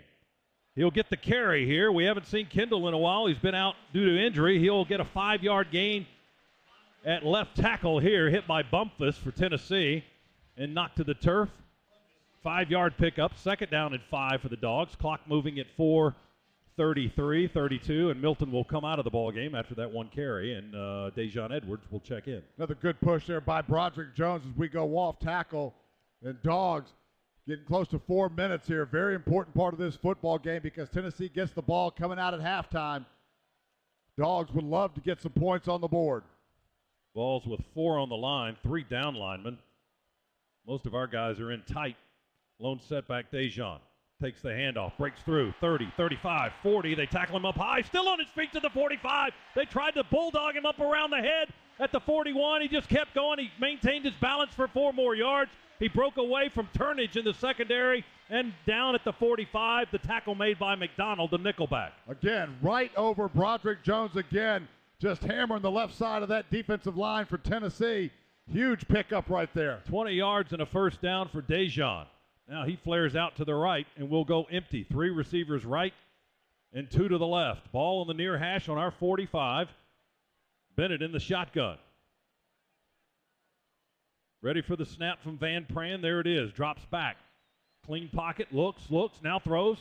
Caught by Rosemy Jackson at the Tennessee 49 and hit at the 46 by Aaron Beasley, the linebacker. Great job of protection there by the Georgia offensive line. Stetson all day to look. We had Brock Bowers that ran a vertical and then brought Rosemy Jackson with a quick underneath route. He got 9, and 2nd and 1. We throw it out into the right flat to Dejon. Makes the catch, and Jitterbugs down to the Tennessee 42. Picks up the first down. The tackle made by Slaughter on the far side of the field. Another well-designed football play. That's just an extension of the running game. Quick little swing pass to Dejon. Get outside and contain. Almost made one guy miss and would have had about 10, 15 more yards. He got 4. Now Branson Robinson, the freshman from Canton, Mississippi, will check in for Edwards as he comes to the sidelines. Dogs keeping fresh backs in the backfield.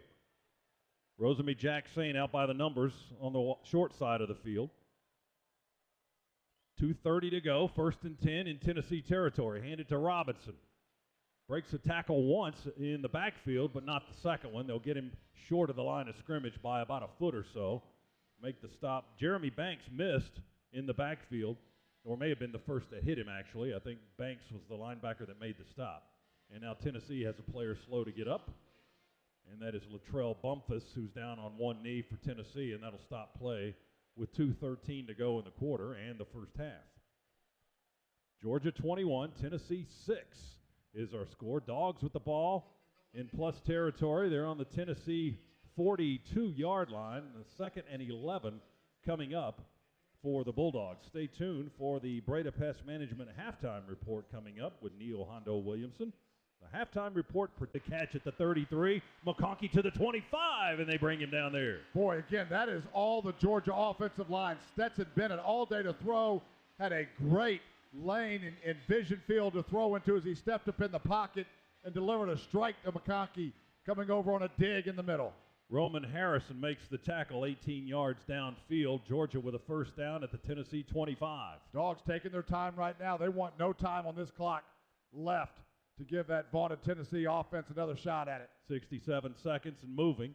Dogs nearing the Massey Ferguson red zone. Here's McIntosh in the backfield, shifting behind Bennett. Snap it back to Stetson. He hands it off to Kenny Mack. He drives straight into the line of scrimmage for maybe a yard.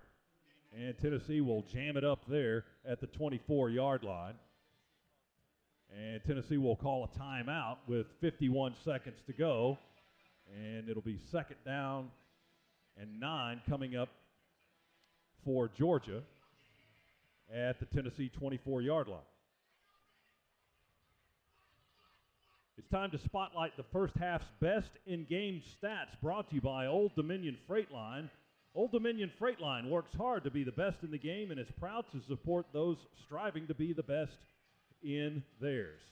And Z, for everything that we heard about Tennessee's offense, the stat that jumps out to me is 1 for 7 on 3rd down by the Volunteers. That's great for Georgia's defense, and holding these guys to just 6 first-half points thus far. Yeah, no question about that. The other one that jumps out, 51 yards running the football on 17 attempts, averaging 3 yards per carry. It was less than that until that last series where Tennessee started to find some running room, ran through a couple of tackles, but Dogs defensively right now playing at an elite level. 8th play of the drive coming up for Georgia here. It'll be 2nd and 9 from the Tennessee 24. Ball is placed down between the hashes as we drive to our left. Dogs in red, Tennessee in white jerseys. McIntosh stays in with Bennett in the backfield. Stetson, the 25-year-old senior quarterback. Super senior, maybe even beyond that. Snap it back. Bennett with time in the pocket, throws it. Rosemy Jackson, he's been effective today. Catches another one right in the breadbasket around the hips at the 19. They hit him there with Danico Slaughter. a Tennessee secondary man from Roswell, Georgia. And the gain is to the 18.5, almost a full 7. It's third down and about 3.5 or 4 for the Dogs. Clock moving at 28 seconds, 27 seconds. Bennett looking over the Tennessee defense. They've got 8 in the box, maybe even 9 in the box. Bennett takes the snap, moves in the pocket, just dumps it over the line to McConkey at the 15, out of bounds at the 10 near sideline. Stops the clock with 12 seconds to go in the half. Boy, great job of clock management here by Georgia. 12 seconds left. They've got a couple of shots they can take at the end zone. If not, you're in. Great field goal range right now, and Tennessee does not get another opportunity to have the football in this half. 8 yards on the short little dump pass to McConkey. Sets up goal to go for the Dogs right on the Tennessee 10-yard line. Driving into the face of that big old Jumbotron to our left. We go empty set. 2 stacked to the left. 3 receivers wide to the right. Bennett back in the shotgun. Quick throw on a screen to McIntosh. He catches it. They tackle him around the legs at the 2. And a quick timeout, Georgia. Boy, great play right there. That was an audible at the line of scrimmage. Tennessee tried to bring pressure, and as they did, left that little quick angle route by Kenny McIntosh completely uncovered. Fantastic recognition, great play call, great check at the line of scrimmage. Good job by Kirby there, quickly getting to that timeout. Juwan Mitchell, the linebacker, able to fight off blocks and save a touchdown for Tennessee. The Newark, New Jersey linebacker makes the tackle as he wraps up McIntosh's legs. It's going to be 2nd and goal for the Dogs from the 2-yard line with 7 seconds remaining. Georgia 21, Tennessee 6. Our second quarter recap is brought to you by Ag South, Ag Georgia, and Southwest Georgia Farm Credit, loans for land and farms. The Bulldogs in this half, or in this quarter, have a 5-yard touchdown pass to Marcus Rosemy-Jack Saint. Tennessee's only points of the quarter have been a 36-yard field goal, and we told you the yardage earlier. Georgia with 306 yards of offense here in the first half, 139 by Tennessee. Through the air, 226 for Stetson Bennett, and the Bulldogs 88 for Hooker and Tennessee's offense. And on the ground, Georgia with 80 yards rushing, Tennessee with 51. The Dogs on the doorstep again on the Tennessee 2. Dogs still with 2 timeouts left. 7 seconds though, probably want to throw or get this one in the air. Kendall Milton in the backfield with Stetson Bennett. 3 receivers flare out to the right. Rosemy-Jack Saint and McConkey and Blaylock. There's the snap to Bennett. He rolls to the right. He throws into the front right corner. Marcus Rosemy-Jack Saint incomplete. He was right behind the pylon. Danico Slaughter in coverage. And the clock is down to 3 seconds. It stops on the incomplete throw. They tried it once. Now they'll go for 3. Again, Dogs getting points here. Got the football with a little bit more than 4 minutes left. Good job getting points on this drive. You know Tennessee's going to get the football coming out at halftime. The conversion here, pick up an important 3 points to stretch the lead to 24-6. Jack Podlesny with less than a 20-yard field goal try here. Ball's just inside where Stetson will spot it, just inside the 10. There's the placement, and the kick is angled up and good, and we get 3, and that's the last play of the half. And the Dogs, with that kick, the good hands at Allstate will contribute to the Bulldogs General Scholarship Fund. Thank you, Allstate. Georgia 24, Tennessee 6. The Dogs with a 12-play, 78-yard drive in 4:52 and a 19-yard field goal. That's your Georgia Metals drive summary. From a doghouse to a dog's house, Georgia Metals has got you covered. Time now for the Zaxby's halftime interview with Coach Smart. Let's go down to Shock. DJ. All right, thanks, guys. They're 1 for 7 on 3rd down. What's been the key for your defense to get them off the field? Tempo, practice habits, guys buying into the plan. Right now we're executing the plan, but these guys ain't going nowhere. I know you're talking about 4 quarters of football. What's going to be the message in the second half? We got to come out and play in the second half. You know, last week we didn't have a very good second half drive. All right, Coach, appreciate it. Scott, thank you. All right, no scoreboard, right, Shock? Right, Z? No scoreboard. Don't look at the scoreboard, although it's 24-6.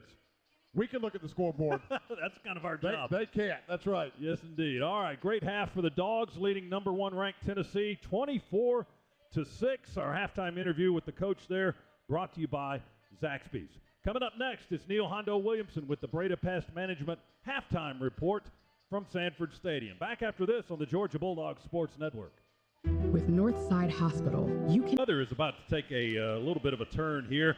Looking at the forecast now, there's already rain in the area, and I'm not sure if it's falling here or not, but it's on the way. Apparently, a 100% chance at the 6 p.m. hour, so we're about 20 minutes away from that if this weather forecast is accurate. So be prepared for the weather to take a little bit of a turn as we watch the second half kickoff from the Piedmont Healthcare radio booth. And our second half today brought to you by First Franklin Financial. Go see the friendly Franklin folks at one of their convenient Georgia locations. Pod to kick it away. Georgia with a 24-6 lead. And that kick will sail deep into the end zone. Tennessee will take a touchback, and they'll have the ball 1st and 10 at the 25. Hendon Hooker, 12 out of 16 in the first half, 88 yards. What? 88 yards. 88 yards. And then total yards for the Volunteers, 139. They had 51 on the ground, averaging 3 yards per carry. The Dogs over the 300-yard mark in the first half. 306, 226 through the air, 80 on the ground. Need a good start here to the third quarter for Georgia. Tennessee 1st and 10 at their own 25, moving to our left. They hand it off and run it straight up as the lights have come on here at Sanford Stadium. And the little guy bounces outside right, bounced out of the pile to the near sideline. And no, they're going to whistle it dead. They whistled it dead in the pile at the 28, but he never went down on the turf, and he bounced out to the near side and was off to the races. Jalen Carter going to get credit for the tackle, and they give him about 3 yards to the 28. Tennessee, this time to the right side. Throw goes to Jalen Hyatt. Georgia has a player down, shaken up on the play. The tackle is made shy of the 35-yard line. Christopher Smith made the stop. Is that Beal on the ground? Well, another great tackle there by Christopher Smith as we check out who the injured player is. But little quick hits to the outside. He's able to come up and secure the tackle, keep the Volunteers in third down, albeit 3rd and inches.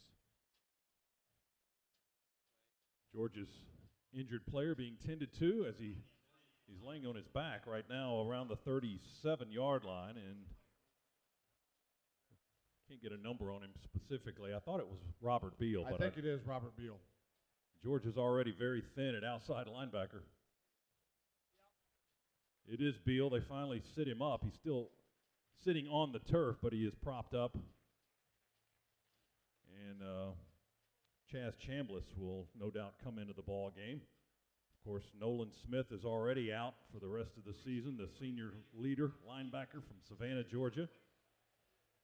And Ryan Davis has been injured a little bit. He's an inside backer, but Smith and Beal both outside linebackers, so the Dogs are getting a little thin at that position. And Kirby was talking this week, they're already thin at safety with Dan Jackson gone.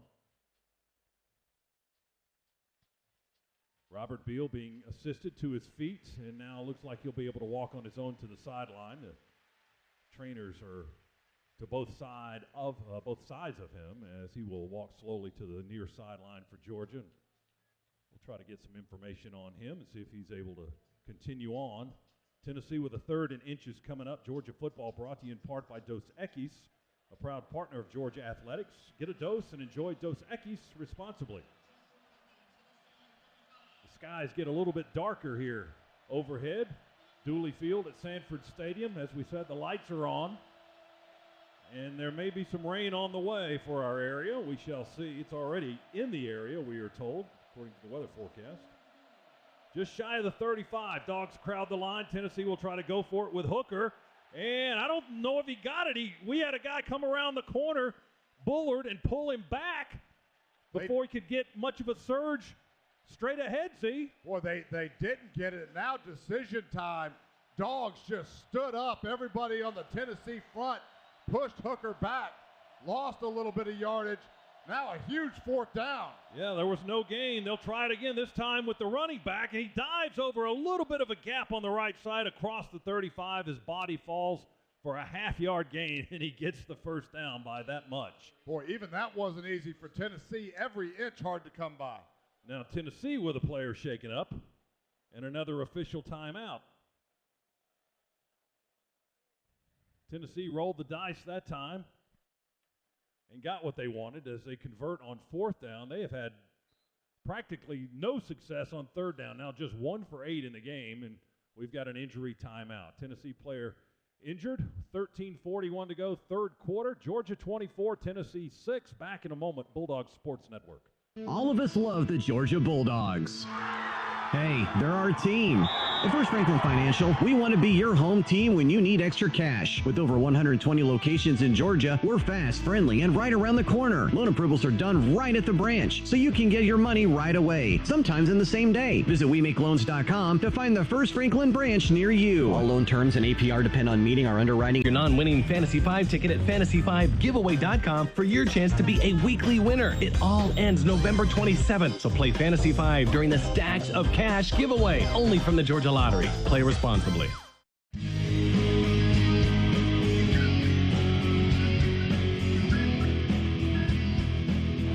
Back in the Piedmont Healthcare radio booth. Second half brought to you by First Franklin Financial, serving our neighbors since 1941. 1st and 10, Tennessee on the 36. It was Hyatt, the injured player for Tennessee, their receiver. They will run it between the tackles. Right up the gut goes Jalen Wright as he darts left and right, stays between the hash marks, and we stop him standing up at the 40-yard line. Chaz Chambliss, the linebacker, makes the stop with Beal shaken up on the previous play, or a couple of plays ago now. So they got 4. 2nd and 6. Hooker, play fake, in the pocket, looking right, throwing right. Leaping catch made just beyond the first down marker at the 47. And that's Cedric Tillman going up high and bringing it down, tackled by Keely Ringo at the 47. And that's a 7-yard pickup and a first down for the Volunteers. Yeah, and after that hit, he was hobbled a little bit, came off the field. Just a quick curl. Route right in front of the Georgia defender. Hyatt back in the game now after being shaken up a couple of plays ago. Dogs substitute defensively. Michael Williams is in, Zion Logue, and Warren Brinson across the front line. 1st and 10, Tennessee on their own 47. That was Cedric Tillman that had to hobble off the field for Tennessee. Hooker, with the pocket being squeezed, fires to the right, and Hyatt makes the catch right on the sideline, far side of the field, and steps out of bounds at the 50. Forced out there by Keely Ringo as he was in coverage. He got 3 on the play, 2nd down and 7, right on the 50-yard line. Haven't seen Tennessee go vertical in a while. You know it's coming, just at what point? 2 receivers on the far side for the Vols. They're right on the sideline, just about outside, between the numbers and the boundary. The ball's on the far hash for the Vols, right on the midfield stripe. Snap it back to Hooker. He keeps it. He faked the handoff and keeps it. Quarterback keeper to this side, and he curls around at the Georgia 41 on this sideline and forced out of bounds by Christopher Smith. He didn't want to get tackled to the ground, so he kind of curled around, left the yard on the table, and ran out of bounds at the 41. Read option there by Tennessee. Good decision by Hendon Hooker to keep that one and go with it. 1st and 10, Tennessee on the Georgia 41. Play fake again. Hooker bounces in the pocket, rolls to the right, pulls away from an arm tackle, and now hit, but not on the ground. Now we'll get him on the ground back at the 46-yard line on the far side of the field. Jamon Dumas-Johnson, the linebacker, will get him for the sack. Boy, it hit him with some authority, too. Just a vicious blow on Hendon Hooker. Hooker didn't go down, but Dumas-Johnson stayed with him, finally got him on the ground, but a big blow. JDJ tackled him off the ground. He leapt off the turf and still tackled him after he bumped him the first time. Tennessee with a run play right up the gut, and not much happening there to the 44. Georgia has a play, has a man shaken up, and that is Jamon Dumas-Johnson, grabbing at his left leg. And another timeout, I believe. Oh, my goodness. 10:59, 3rd quarter. Dogs with a player shaken up on that last one. Georgia leads it 24-6 over top. Feel. Don't worry, eBay Motors has bumpers, taillights, trunk lids, license plate holders, 122 million parts. Pull up just a little bit. And headlights. They've got lots of headlights. Get the right parts at the right prices. eBay Motors. Let's ride. Core Power is the official protein drink of Georgia football, fueled by 26 grams of high-quality protein to give your body what it needs when it needs it. Recover and build lean muscle with Core Power, the official protein drink of Georgia football.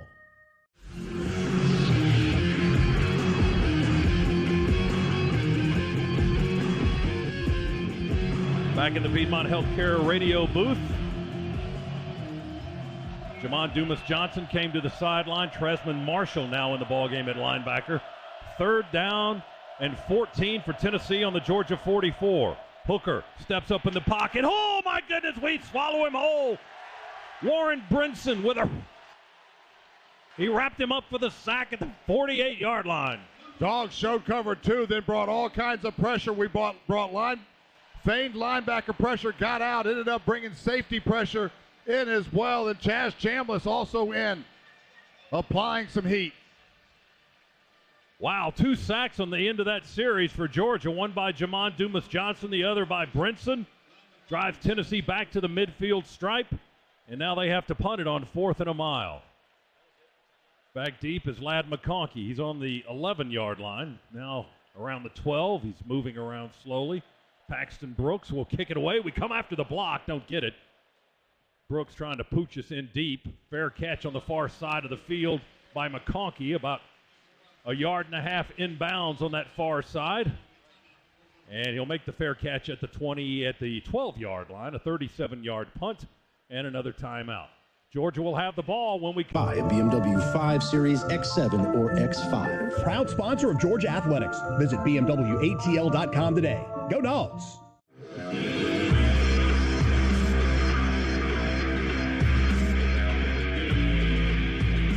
Along with Eric Zier, Scott Howard with you in the Piedmont Healthcare radio booth.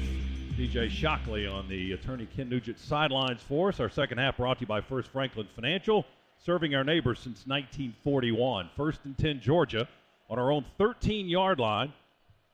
Moving to our right, Bennett in the shotgun with Kenny McIntosh, who'll get the carry here. Runs straight ahead, finds a gap there. Van Pran trying to lead the path, and McIntosh will surge forward between the tackles. Kind of a slow evolving run. Up to the 18-yard line, however. He got 5.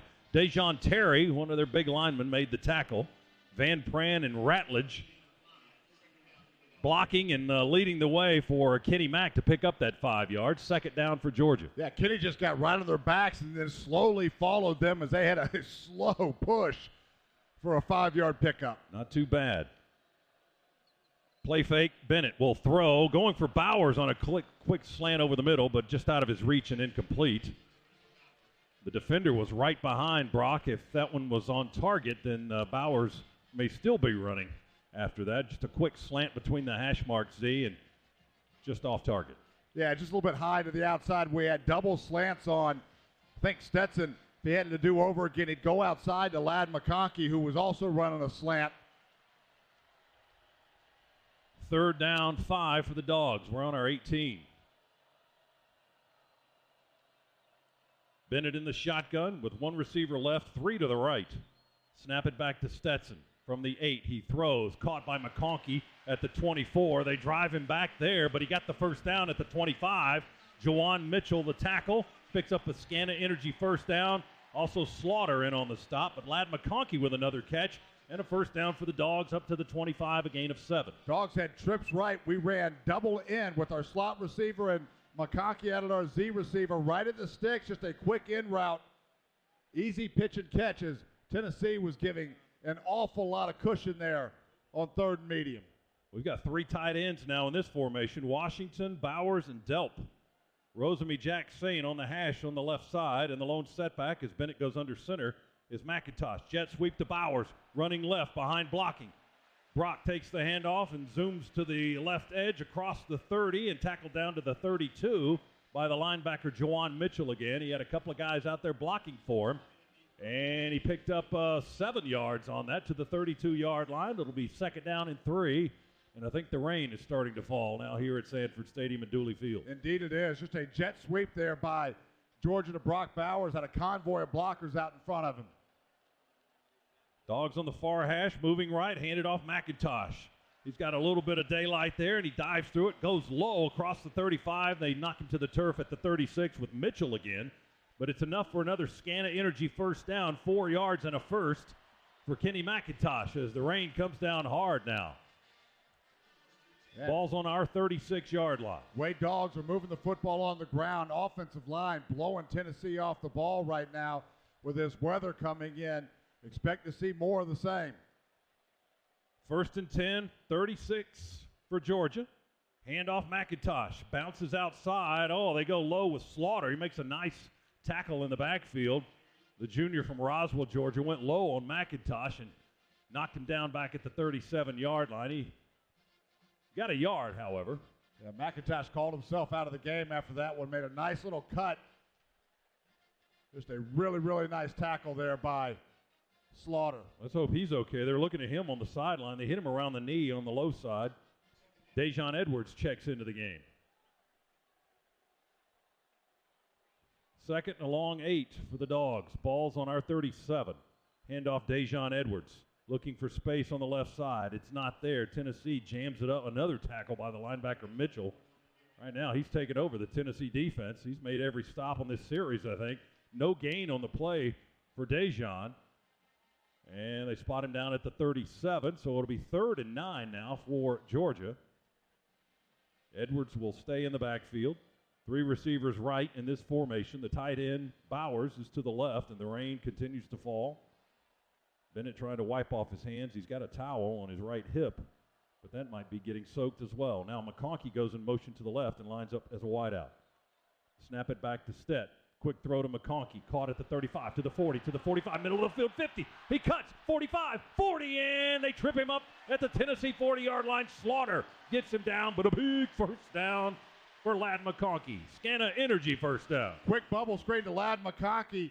It was just a quick pass. McConkey went out in motion outside of Brock Bowers.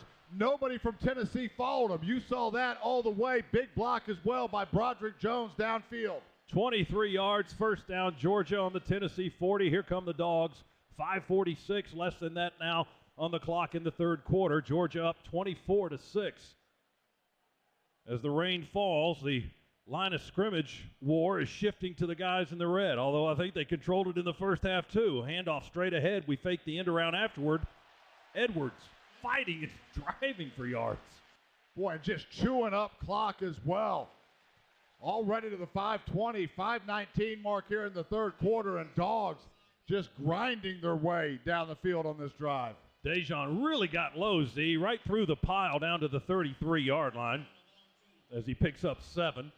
Going to be 2nd and 3 for the Dogs. Georgia taking their time. Clock at 5 minutes to go in the 3rd.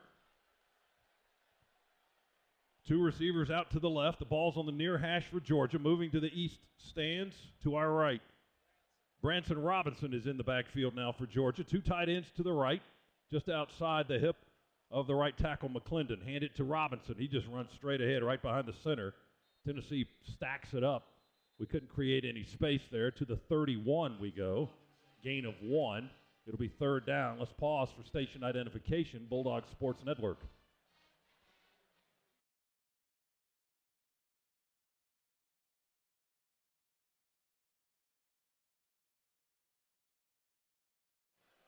Our second half tonight brought to you by First Franklin Financial. Visit 1ffc.com to learn more. 3rd down, about 1.5 yards to go from the Tennessee 31-yard line. Everybody in tight for the most part. 1 wide out left. That's Dylan Bell. Rosemy Jack Saint now comes in tight from the near side. Handoff, Edwards. He gets low. He fights for yards. He drives straight through, gets the first down, and continues to push his legs down to the 25, maybe the 26. Dejon Terry, the defensive tackle, made the stop for Tennessee, but not before Edwards gets a much-needed first down. As the Dogs move it closer and closer to the red zone, they pick up another Scana Energy first down. Huge push on that dive play by Darnell Washington. Right behind Warren McClendon, Tate Ratledge as well. Dogs dominating the line of scrimmage. 5-yard gain for Edwards. 8 carries, 31 yards for Dejon. McIntosh, our leading rusher, 9 carries for 51. He's not in the game right now. First down for the Dogs on the 26. Handoff Goes outside this time to Dejon Edwards, fighting to get outside, actually. Stayed inside the hash marks. On the far hash, they'll finally tackle him at the 23-yard line. Bryson Eason, the defensive tackle, and McDonald, the nickelback, putting the hit on Dejon Edwards for Georgia. The gain is 3, and the clock continues to tick away. The Dogs just grinding out a long drive. 13th play of the drive coming up. We've moved 64 yards so far. Good patient run there by Dejon Edwards. Only a 3-yard pickup, but extreme patience. Found a little bit of a crease. From the 23, give it to Edwards again. Going to run between the tackles again. That's where all the bodies are, and that's where Tennessee stops the play after maybe a 1-yard gain. Dominic Bailey, defensive lineman, leading the way with first contact. Not much there at all. They'll spot it down on the 22, perhaps. 22, it'll be 3rd down, and still some work to do for the Dogs offense as the clock is nearing 2 minutes to go in the quarter. We're in quarter number 3. Georgia 24, number 1 Tennessee 6. Dogs have been outstanding on 3rd down this afternoon. 6 out of 8. That is very good, as you said, outstanding. McIntosh back in the game for the Dogs. Van Pran with the snap back to Bennett. Handed off to Kenny Mack. He drives straight ahead. Tennessee hits him from the side at the 20. Dogs content right there just to get the football into the middle of the field with this weather that has moved in. Steady diet of run plays there. You're in field goal range. Don't take any chances with the weather. Solon Page, the linebacker from Atlanta, made the stop for Tennessee, and the ball is, as you pointed out, Z, right on the, just shy of the 20, but it's in the middle of the field, and this will be a field goal try now on 4th down by Jack Podlesny from about the 28-yard line between the hash marks, kicking right, a 38-yard try for Georgia. There's the snap back, the placement, and the kick is in the air, and it is reaching, and it is good. Pod with another field goal to make it 27-6. And with that good kick, the good hands at Allstate will contribute to the Bulldogs General Scholarship Fund. Georgia says thank you to Allstate. 60 in on the 38-yard field goal by Pod. Jack tees it up on the 35. Rain still falling. The deep man back is Jimmy Holiday on the goal line, far side of the field. And Pod has been kicking it in that direction most of the game. And as he approaches from left to right, this one's a low line drive, but sailing well over the head of Holiday and over the back line of the end zone for the touchback. As the kick team sprints to the end zone, Tennessee will have the ball 1st and 10 at the 25 on the touchback. Governor's Office of Highway Safety says the penalty for getting a DUI can cost up to $10,000. That's why the Governor's Office of Highway Safety says drive sober so you won't get pulled over. This is weather moved in. You saw the Dogs get conservative. Tennessee, they don't have that same luxury. They're going to have to deal with the elements and throw the football, stay within their offense. Hooker in the shotgun, receivers to each side, play fake Hooker in the pocket. We're grabbing at him. He backs up a little bit and fires. Near sideline, caught, I think, Boo McCoy. Right behind one of those big screens that our guys put up on the sideline. Caught at the 29 and tackled there by Lassiter. 4-yard gain, 2nd and 6. Quickly, Tennessee goes. Quick slant, Hyatt. Caught it at the 35. We get him on the turf at the 42, 43. They keep going, 44-yard line. Malachi Starks with the tackle up to the 44, gain of 15 yards, 1st down for Tennessee. Now they run it. And the ball is out. Georgia will pounce on it. Dogs ball going the other way. Boy, I'm not sure who got it. It was Ingram Dawkins that fell on the football. I'm not sure who popped it out, though. Well, but the weather there, slippery football in the rain. Dogs capitalize and now in position to put another nail in this coffin. Jalen Wright was the ball carrier, and it came squirting out of his hands and bouncing a couple of times without anybody in the vicinity, and then Tyrion Ingram Dawkins just pounced on that joker, and Georgia has possession at the Tennessee 37-yard line. Give him the savage pads, and the Dogs, as you said, Z, have a chance to put another nail in this one with 29 ticks left in the third quarter. Boy, quick change of possession. This is typically where you see the Dogs getting aggressive, going vertical downfield. Don't know if we'll do it with this weather or with the 27-6 lead. We took last series and just wanted to chew up clock, move the football. See if we get aggressive here and take a shot before the fourth quarter gets here. Jalen Carter, the guy who forced that turnover, and Ingram Dawkins jumps on it. We're going to run it with Robinson. He sidesteps a man on the toss to the right. Now the ball is out again, and Tennessee thinks they have it back. I think they do. Good tackle right there. Yeah, that football, wet and slippery, going back Tennessee's way, so we give it right back to them. Oh, my goodness. Robinson, the fumble at the 35, right on the Georgia sideline, and Tennessee jumped on it there. And they were way too piled up. I couldn't tell who recovered it for Tennessee. But it's their ball, so we run one play and give it right back to them. Both teams now with 2 turnovers in the game. 2 fumbles by Georgia, a fumble and an interception by Tennessee. 19 seconds to go, third quarter. Defense talking to the student section on there, asking for noise, and everybody joins in. Well, just a good tackle there by Trayvon Flowers. Put his helmet right on the football. Back-to-back fumbles. Tennessee gets it back on the 35. Their own 35. They spotted it on the 34, actually. 3 receivers to the wide side right for Tennessee. Hooker's in the shotgun. Man in motion is McCoy. They've got 4 guys over there now, and they'll throw a screen in that direction. Flag down as Tillman makes the catch, and he spins at the 41. We grab his legs and get him on the grass at the 43-yard line. Lassiter to the tackle, but let's check the flag. Illegal formation, offense. More than 4 players in the backfield. Number 11 was not on the line of scrimmage. 5-yard penalty, repeat first down. Vols with another penalty will back them up 5.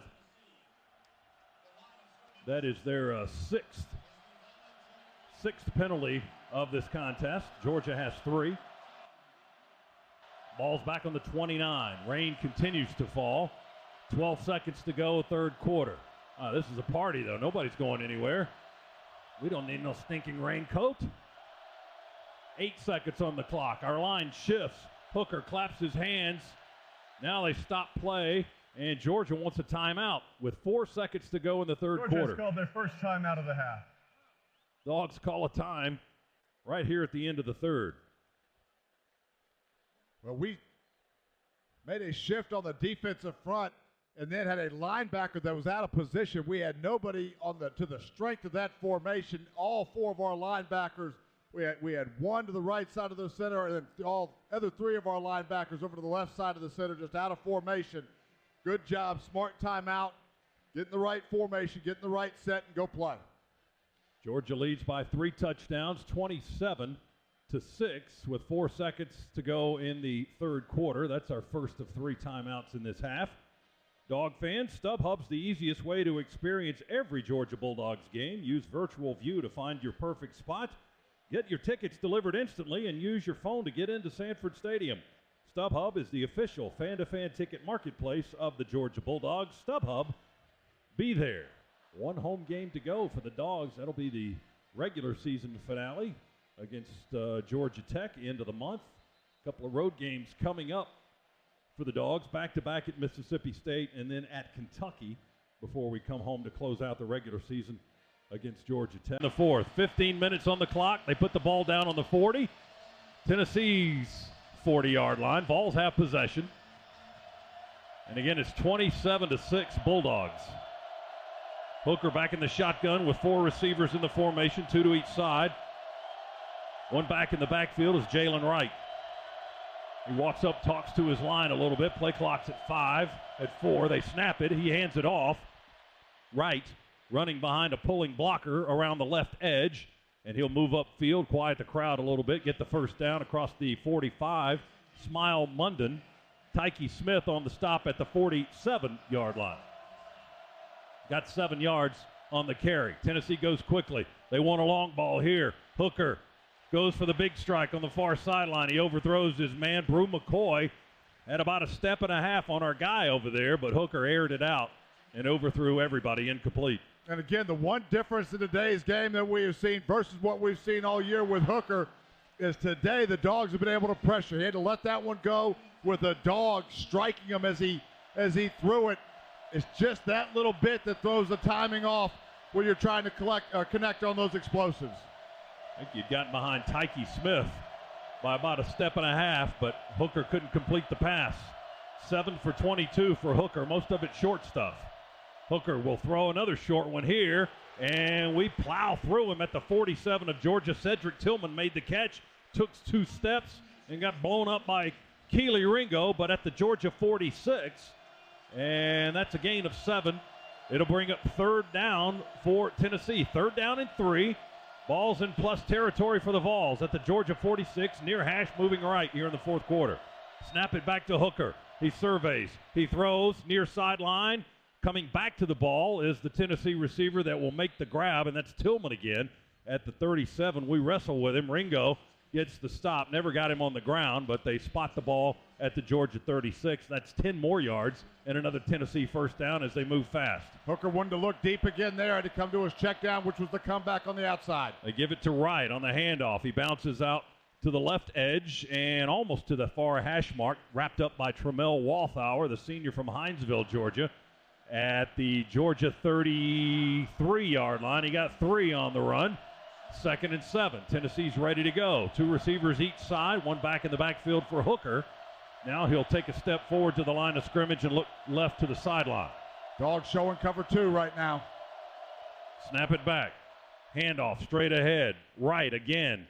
Running right behind the center, and he'll pick up positive yards to the 30 as we hit him there in the middle of the field. He got 3 yards on that carry. Now it's 3rd and about 3 and change for Tennessee. They're ready to go from the Georgia 30-yard line. Dog fans getting loud. Tennessee today just 2 of 10 on 3rd down. They'll throw, and now they're 2 of 11. It's incomplete. Here comes a flag. Boy, that's a little ticky-tack right there. That football may not have been catchable even. It was thrown so high. Flag at the 24. That's where the target, I think they were targeting Tillman, and he was covered by Ringo, whose helmet came off at the end of the play. Holding, defense number 5. 10-yard penalty from the previous spot, includes an automatic 1st down. That's the 2nd one of those on Keely today. Boy, I just took a look at the replay. I didn't see holding anywhere. Oh, wow. My goodness. The eyes are playing tricks on whoever threw that flag.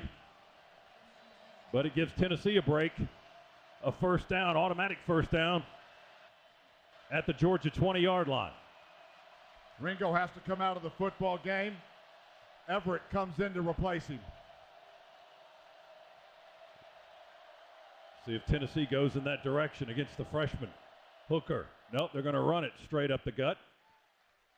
And about 3 yards on the carry before we trip him up. Jalen Wright just pecking. Zion Logue, Z-Lowe, the junior from Lebanon, Tennessee, on the stop. 2nd and 7 after a 3-yard pickup to the 17. Vols with their tempo returning here in the 4th quarter. Play fake Hooker. He's in the pocket. Nowhere to go. We swallow him. No. Yeah, we get him on the turf. He was spinning away and still upright, and then when he turned, he came out of the turn into another red shirt. Tresman Marshall will get the sack. That is the 4th sack of the afternoon for the Georgia defense, and the loss is back to the 22-yard line. He lost 5 yards. It'll be 3rd down. They're behind the sticks now. 3rd down and 12. Give credit to the Georgia secondary there. That was a covered sack all the way. Finally, the Dogs able to get enough pressure onto Hooker and get him to the turf. Dogs defense showing blitz, and Tennessee jumps early. False start. Jeremiah Crawford on the left side of the line moved early. Boy, that's number 8. Offense, number 53. 5-yard penalty. 3rd down. Number 8 on Tennessee for 50 yards now. And most of those, Z, are false starts. They are. Give credit to this fan base. This place continues to be packed. It continues to be loud. Every time Tennessee is threatened, they've been in this end zone right next to our student section and our band, and it is loud. Marvin Jones is in the ball game now, freshman from Sunrise, Florida. 1:46, 1:45 to go. Ball's back on the 27. It's 3rd down and 17 for Tennessee as the rain falls harder. Split backfield. Here comes pressure from the edges. We got him again. He went down on the 35. Javon Bullard. We had blitz pressure on both edges. Jones from one side, Bullard on the other, and down goes Hooker. We showed linebacker pressure up the middle.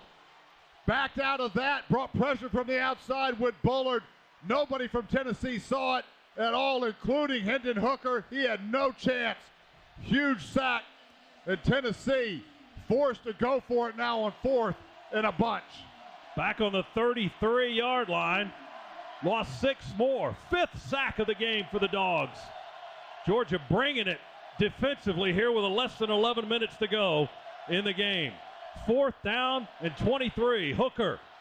No, flags down, false start, Tennessee. He took the snap, but the whistles were blowing. It's so loud you can't hear it. Here's the referee. False start. Offense, number 88. 5-yard penalty. Remains 4th down. This crowd loving it. Fant and Wright, take your choice. Both of them moved.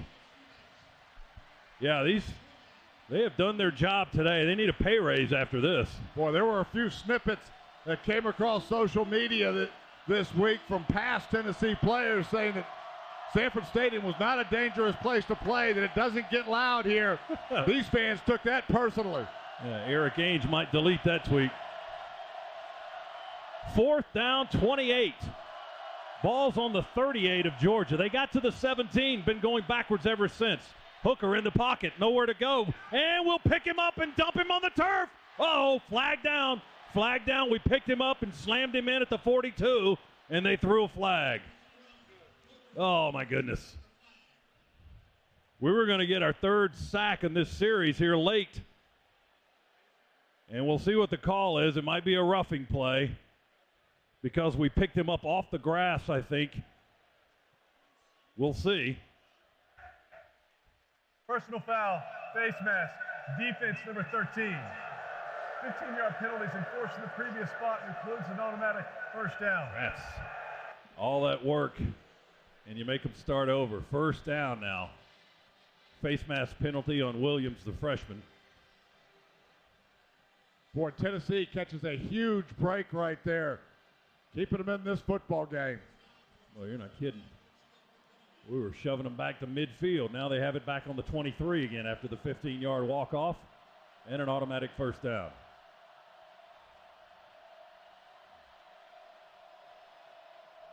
The noise level rises once again. Tennessee on Georgia's 23. They snap it back to Hooker. He's in the pocket now. He's going to run, and we'll stop him with Logue. Z-Logue came in from his left, Hooker's left, and made a leg tackle around the 20-yard line.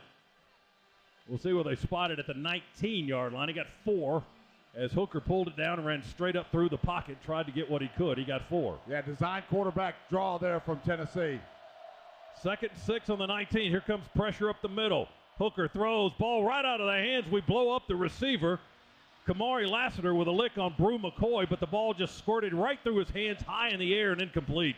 That thing is soaking wet. Gotta be. Boy, it is. This rain continues just to pour down relentlessly. Tennessee now bogging down a little bit, not moving with tempo like they were earlier in this possession, and it's a long possession. 13th play of this possession coming up, 27-6. Georgia leads, 9:43 to go in the game. Tennessee just middling around the red zone here. They were penalized and sacked and going backwards, and then a penalty against the Dogs gave them another opportunity. Ball's on the 19. Hooker with pressure, and Bullard's going to get him. Sack number 2 for Javon Bullard. Sack number 6 for the Bulldogs. Back on the 23-yard line. Same blitz we just ran a second ago. Bullard comes from over one of the slots, just coming off the edge. We're faking inside pressure. Tennessee is yet to see it, has yet to pick it up. 4 yards back the other way. 4th and a long 9 for Tennessee. Ball's on the Georgia 23. Dogs won't let them near the end zone. Hooker in the pocket, throws far side. He throws it into the hedge almost. I think Uga was open in the doghouse, and that's where that ball landed. What? Incomplete. Dogs ball with a great defensive stop. 4th down takeover for Georgia. And they're celebrating, but still 9:07 to go. Dogs ball when we come back. A time on the field after a terrific defensive series by Georgia. 27-6. Dogs lead Tennessee. This is your home of the Dogs. You're listening to the Georgia Bulldogs Sports Network. What widens the eyes, tightens the stomach, and flutters the heart. Adrenaline. Feel it for yourself in the Toyota RAV4, Camry, Corolla, and Tacoma. Lease a new 2022 Toyota RAV4 LE for $299 a month for 36 months. Toyota, let's go places. Offer valid November 30th, 2022. Well-qualified lessees with approved credit through Southeast Toyota Finance. $35.98 due at signing. No security deposit with select equipment. $350 disposition fee. Excludes tax, tag, registration, title, and dealer fee. See dealer for details. Are you ready for the big party, game day, or any day of the week?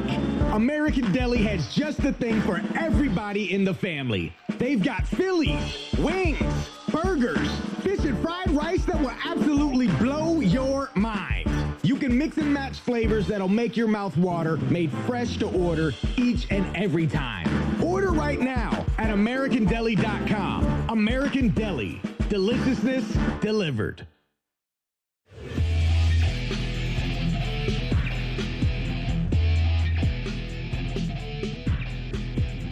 Back in the Piedmont Healthcare radio booth.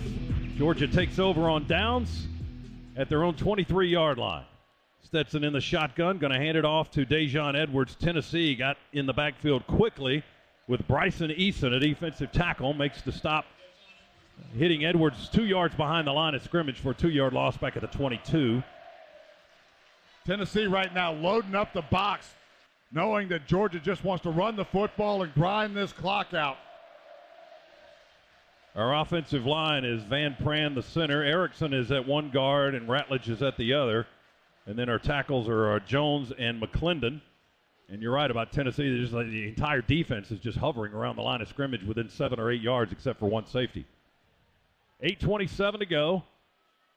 Dogs will run it again. Edwards try to stop us. There's a flag as Edwards pushes it across the 35 to the 36. Now another flag comes in from the other direction. One came from the umpire, one came from the referee.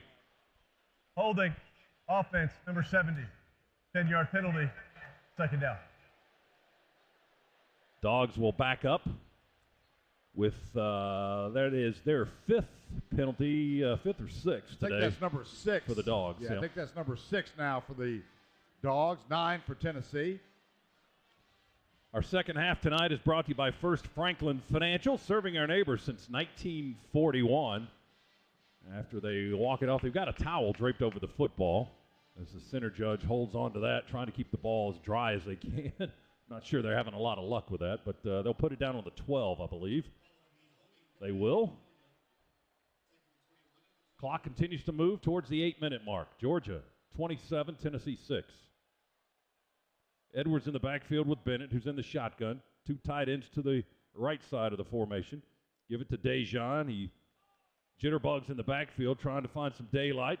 Give a man a head fake, but Tennessee's not buying it. They'll hit the junior from Norman Park, Georgia, at the 12.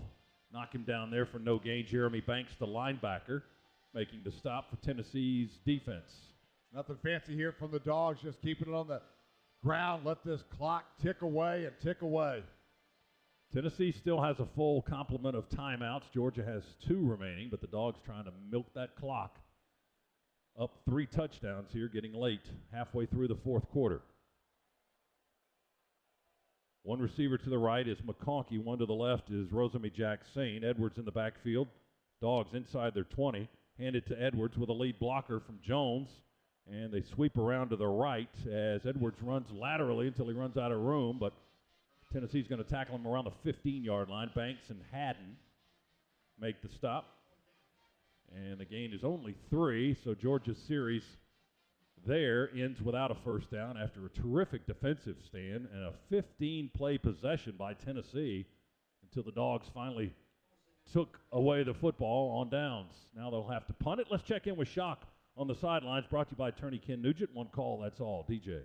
Yeah, fellas, we saw Robert Beal go down in that 3rd quarter, and the word is he's in the locker room for examination for a neck injury. All right, Shock, thank you very much. William Mote will snap it back to Brett Thorson.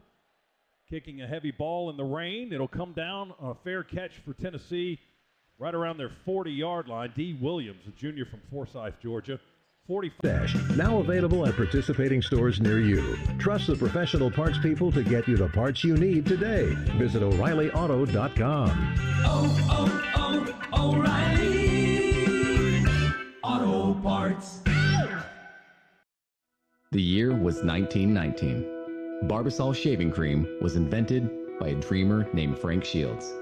The world's first modern shave cream, Barbasol changed the face of shaving forever. A few billion shaves later, Frank's dream lives on. Behind every face is a dream. Barbasol proudly salutes every fearless, self-assured, wide-eyed dreamer all across America. Celebrating 100 years. Barbasol.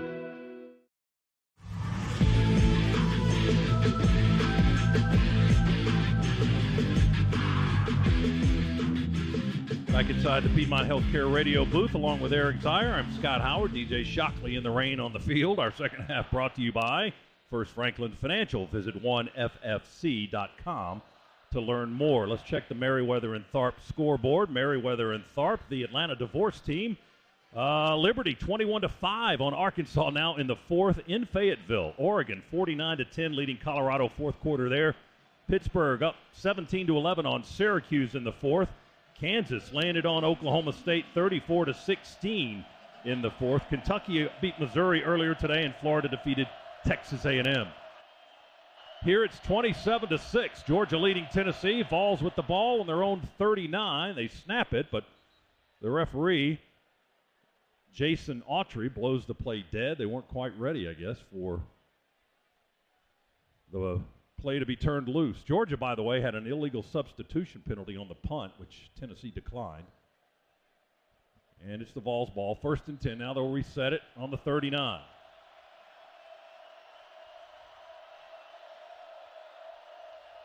Back in the shotgun is Hooker. He'll hand it off to Wright, who breaks through the first line of defense for Georgia across the 40 and tackled down by Munden at the 45-yard line. He got 6 to the 45. Tennessee has to go fast. They're way behind, and there's only 6 minutes to play.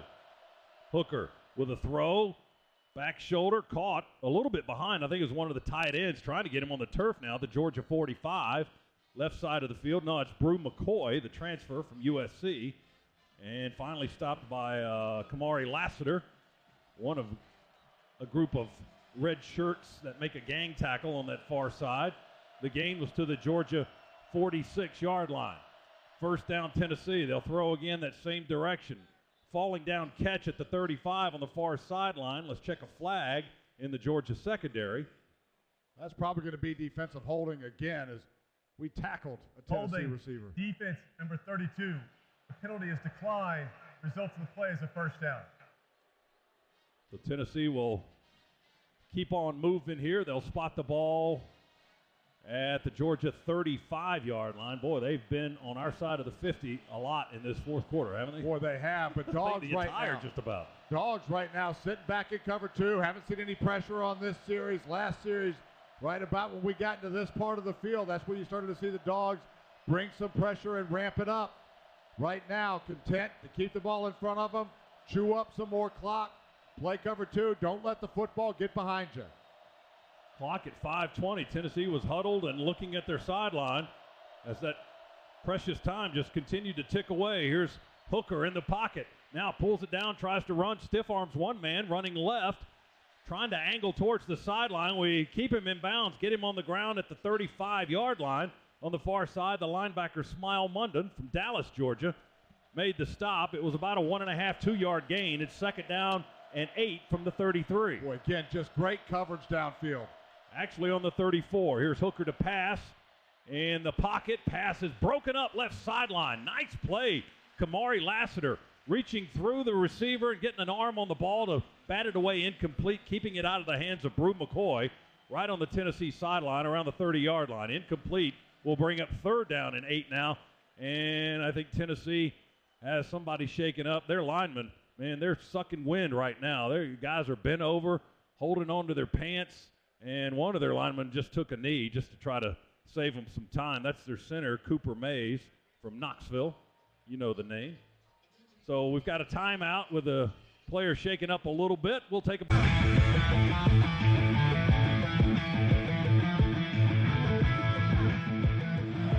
back in the Piedmont Healthcare radio booth once again.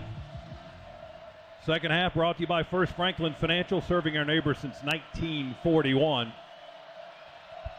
Tennessee with a 3rd down and 8 coming up from the Georgia 34-yard line. Hooker's in the shotgun. 2 receivers left and 2 to the right. Wright is in the backfield behind him.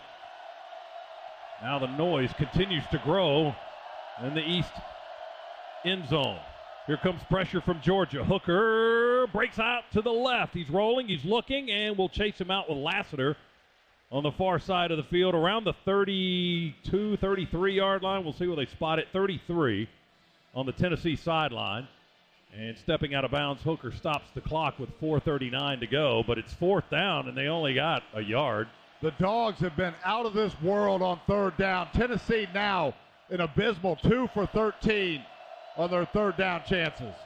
4th down and 7. Vols. Hooker in the pocket. Throws. Man open inside the 10, and it's caught, and we tackle him at the 4, I believe. Jalen Hyatt had a little space against Malachi Starks, and Tennessee with a big play there. They'll spot it down on the 5. Dogs brought the house. We brought free safety pressure, just couldn't get to him. That's why. 28 yards. Now Tennessee will run it straight up the gut and get their first touchdown of this contest. Jalen Wright covers the last 5 yards straight up the middle for a Tennessee touchdown with 4:15 to go. Yeah, that 4th down play, we brought all kinds of pressure, just unable to get to Hendon Hooker. He had time there to finally stand in the pocket and deliver a strike to Hyatt. Point after try coming by Chase McGrath. 5-yard touchdown run for Jalen Wright.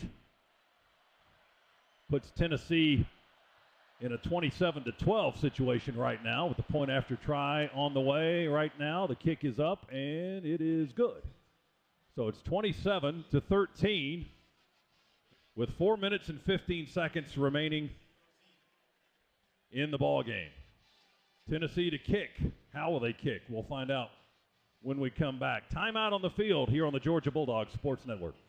I'm attorney Ken Nugent, and I'm here with legendary Georgia Bulldog quarterback and rated.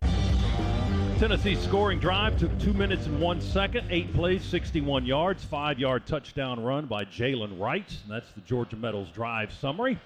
From a doghouse to a dog's house, Georgia Metals has got you covered. Dogs expecting the onside kick here. Hands team up just shy of the Tennessee 46. They kick it the opposite way, the direction the kicker was facing. He was going to kick it to the right, and he turned around and kicked it left, and it bounces right into the arms of Darnell Washington, who makes the grab and the recovery on the onside kick try. Georgia has the possession at the Tennessee 45, 46, depending on the spot. Let's see when they finally put it down. Looks like the 46. And when Georgia snaps the football, this will only be the 4th play of the 4th quarter by Georgia. Tennessee's run 21 plays in the quarter to 3 so far for the Dogs. 83 total yards for Tennessee here in the final period. Only 1 total yard of offense for Georgia, but let's see if they can get the last 4:14 off the clock. Tennessee still with all 3 timeouts. Due to that position where they're going to need them. Dogs here need to grind out a couple of first downs. In the 3rd quarter, as soon as that rain started coming down, Dogs have been primarily on the ground. From the Tennessee 46-yard line, Kendall Milton in the backfield gets the carry. Kendall runs straight ahead, hit at the 45, forward progress to the 44. They stand him up there and blow the whistles. And I think Tennessee will do time. Aaron Beasley, the linebacker, makes the stop after a 2-yard gain for Kendall Milton, who's back for the first time in a couple of games after missing previous outings due to injury. So Tennessee calls a time, stops the clock with 4:05 remaining. As we said, the 4th quarter numbers for Georgia, or ball's on the 44 of Tennessee. 2nd down and 8 for Georgia. The Dogs trying to end the game with a time-consuming drive to the west end zone. 27-13 is our score. Dogs lead by 2 touchdowns. Snap it back to Bennett. Pitch it over to Edwards, and Dejon is tripped up in the backfield almost immediately by Aaron Beasley, who shot the gap and got in Georgia's backfield. Almost intercepted the pitch there. He was in the backfield so quickly, and Georgia will come to the sideline again as Tennessee calls another timeout, their second. 3:59 to go in the game. 2 plays, and, that one lost yards as they spot the ball back between the 43 and the 44. Tennessee right now, 10 guys in the box, almost impossible to run against. See if the Dogs take it off the ground right now and just looking to burn clock. Edwards lost 4 on the last play. Rosemy Jack St. Arian Smith are in the huddle now for Georgia. And it'll be 3rd down and 12 to go for the Dogs, just across midfield in Tennessee territory at the 48.5. Can get a 1st down at the Tennessee 36. Milton stays in the game in the backfield. Bennett now walks up, talks to his line. He's got 3 receivers tight to the right, 1 to the left. That's Rosemy Jack St. Bennett takes the snap in the shotgun, drops way back, looking for a deep ball, far sideline, and it will be broken up inside the 10. Last second play, trying to go to Arian Smith, and Tennessee was able to break it up around the 8 or 9 yard line on the far side of the field. Wesley Walker, a junior from Lewisburg, Tennessee, batted away the pass perhaps on that far sideline, and that'll bring up 4th down for Georgia. 3:56 remaining as the clock is stopped with the incompletion. Boy, Stetson put it right where he needed to put it. Really a well-thrown football. Good coverage, but could have been caught. Bounced right off of Arian Smith's 11. We'll punt it from the 49. Thorson will try to pooch it in. He had a 75-yard punt in the first half. A coffin corner out inside the 1.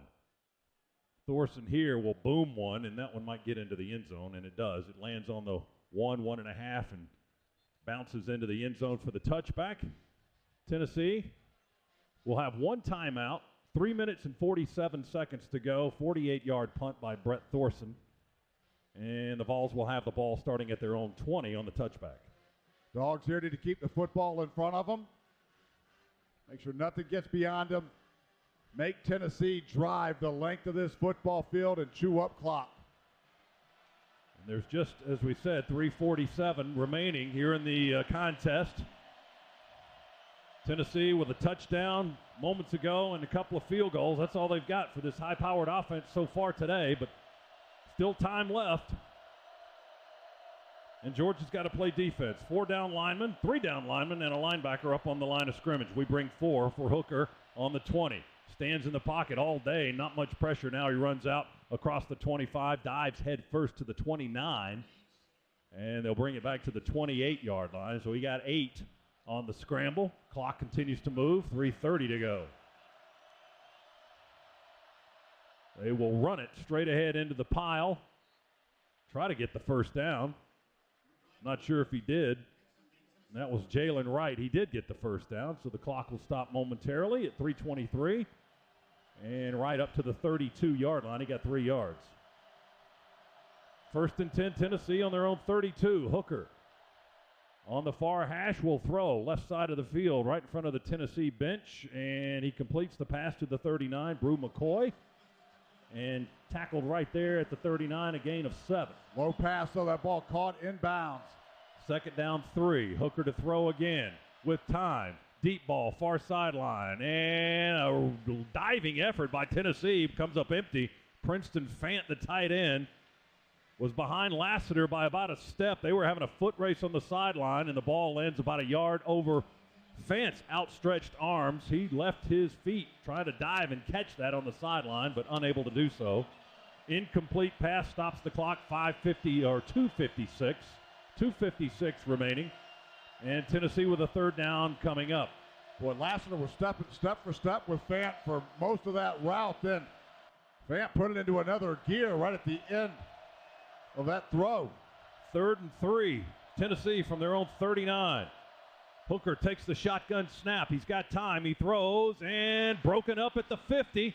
Contact with Brew McCoy by Malachi Starks. No flag this time. Starks gets in there to break up the pass play right at midfield, and it's 4th down for Tennessee on their own 39, 4th and 3, maybe 4th and 4. Another nice play by the Dogs. Tennessee, likes to spread you out and get to the interior of the defense with slants, digs, deep ends. Malachi Starks saw that all the way. Nice break on the football. Just a little over 4th and 3, as a matter of fact, for the Vols from the 39. Clock at 2:51, stopped after the pass breakup moments ago. Tennessee looking to the left sideline, trying to get the play. Play clock's at 2, play clock's at 1, play clock's at 0. They snap it right on the 0. Hooker in traffic will be sacked. Brought down at the 37. Ryan Davis gets the 7th sack of the game for the Georgia defense, and Hooker laying face down on the turf. And Georgia senses a victory here with 2:42 to go. Dogs brought weak side pressure with Davis. Tennessee did a good job of picking that up, but again, coverage just immaculate in the secondary. Nowhere for Hendon Hooker to go with the football, and finally that pocket collapses on him. 7 sacks for the Georgia defense, most of them coming here in the second half. The Dogs take over on downs once again in Tennessee territory with 2:42 remaining. Tennessee still has 1 timeout remaining, and the Dogs will have the ball at the 39 of the Vols. Z, did you see 7 sacks coming by our defense today? I knew that we could go get after Hendon Hooker if we felt confident that we could cover and go man-to-man and bring some pressures, which we have done today. Not sure I saw 7 sacks, but I saw a handful. But the way this defense has played, they have just ratcheted up the pressure and created tremendous frustration for this Tennessee offense. Well, officially, they're not going to give Davis a sack on that because Hooker got back to the line of scrimmage, they say. So no sack officially, but stopped for no gain at the line.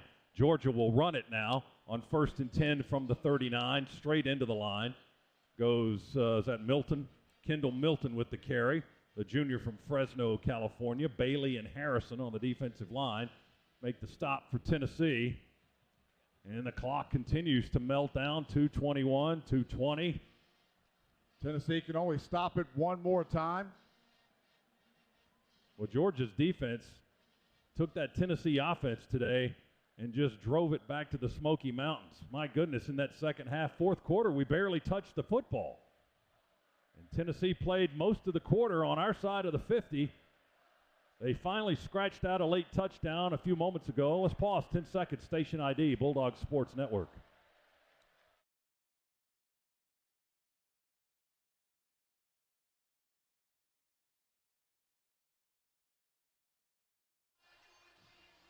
Dogs will use a timeout here with 1:54 to go. The party is on at Sanford Stadium and Dooley Field. 27-13. Georgia leads number 1. What will the committee think next week? Well, assuming this holds, since you yelled at me before, the game's not over. I didn't yell. It was a very calm tone. It was. Well, I yelled at you when you you do things like yes. that. Yeah, it is. It's Tennessee won't be number 1. You have to put the Dogs catapulting Ohio State with this kind of victory. Just decisive across the board. I would imagine Dogs leapfrog and get back into that number 1 position. 2nd down and 9 coming up when they snap the football with 1:54 to go. Dogs on the Tennessee 38-yard line. Branson Robinson, the lone setback, is Stetson will go under center this time. Van Pran ready to snap it. 2 tight ends to the left. Man in motion is Edwards. Jet sweep Dejan coming this way. Looking for north and south. Finally cuts down the field and will get 4 yards, or 3 maybe, to the 35 it looks like. Dominic Bailey on the stop. Edwards was running out of space as soon as he got to the numbers. Then he slammed on the brakes and headed downfield. He took a hard right turn towards the west end zone. and got 4 to the Tennessee 35. Clock continues to move, less than 90 seconds to go. Boy, really good job there by Dejan of stopping all of that momentum and getting north and south. Third down coming up for Georgia, 3rd and 6 from the Tennessee 35. Ball's on the near hash, moving left. Quick break out of the huddle. Georgia with 3 receivers to the right side. And Edwards in the backfield with Bennett out of the shotgun. Tosses it to Edwards with some blocks. Sidesteps one tackle. Almost fell to the turf. He cuts back inside toward the hash. Gets the first down on a terrific run by Dejan Edwards inside the 25 to the 24. Tackled by Mitchell, the linebacker. Boy, finally we get that first down after the great run by Dejan that kept the clock running. Able to take that one and weave his way in for the first down. And that puts a nail in the coffin. 11 yards for Edwards. He might be one of the best at running in heavy traffic that Georgia has seen in quite some time. 11 yards with people all around him, good guys and bad guys. It's 1st and 10 Georgia at the Tennessee 25. And the victory formation, the Dogs up on the line, ready to take a snap and take a knee. Bennett will take the snap, take a knee, touches it down. Tennessee's got 1 timeout left on the scoreboard. They won't use it. And Georgia will win this ball game with 8 seconds to go. The bench is empty onto the field. The coaches will shake hands, and right at this moment, Georgia remains undefeated with a 27-13 win over the Tennessee Volunteers. The Dogs have now won 6 straight in this series with their Eastern Division rival, and the march to Atlanta and beyond continues for this Georgia Bulldog team. Dominant performance here for the Dogs today. The first half, it was perfect execution of the game plan that we put in place. In the second half, as the weather moved in, we geared it down, put this football game in the hands of our defense, and boy, they stepped up time and time again against what probably is the best offense in college football right now, and made them look like like a normal offense. Great defensive game plan, great execution. What a game for the Georgia Bulldogs, and what a game for all of these fans that packed this place, and they brought it all game long. 17th consecutive win at home for Georgia, 13th win in a row over a division opponent. The Bulldogs are dominant in the SEC Eastern Division, and they go to 9-0 now and 6-0 in the SEC. Mississippi State will be next in Starkville next Saturday night at 7 o'clock Eastern Time. Let's enjoy this one tonight. Georgia 27, Tennessee 13. That's your final from Sanford Stadium. Post-game coverage is straight ahead right here on the Georgia Bulldogs Sports Network. Snap, hold, kick. No!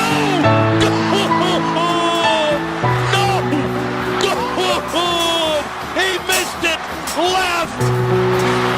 The bench explodes. 2 steps I take and calling out your name.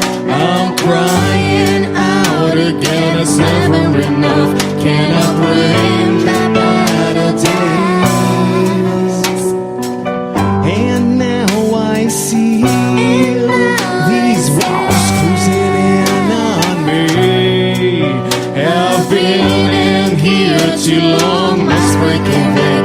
All this pain won't let me go. Take it away,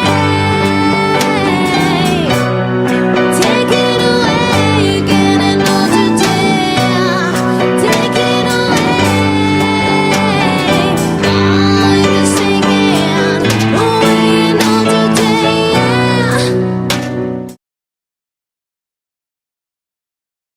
King, the lone setback. He's about 7 or 8 yards behind the line of scrimmage. 2 receivers to the far side for the Dogs, going right to left. Stretch handoff to Caleb King. Big hole! 30, 35, 40. Caleb running behind blockers. 50, 40, 30. Go Caleb! 15, 10, 5. Yes, sir! Touchdown!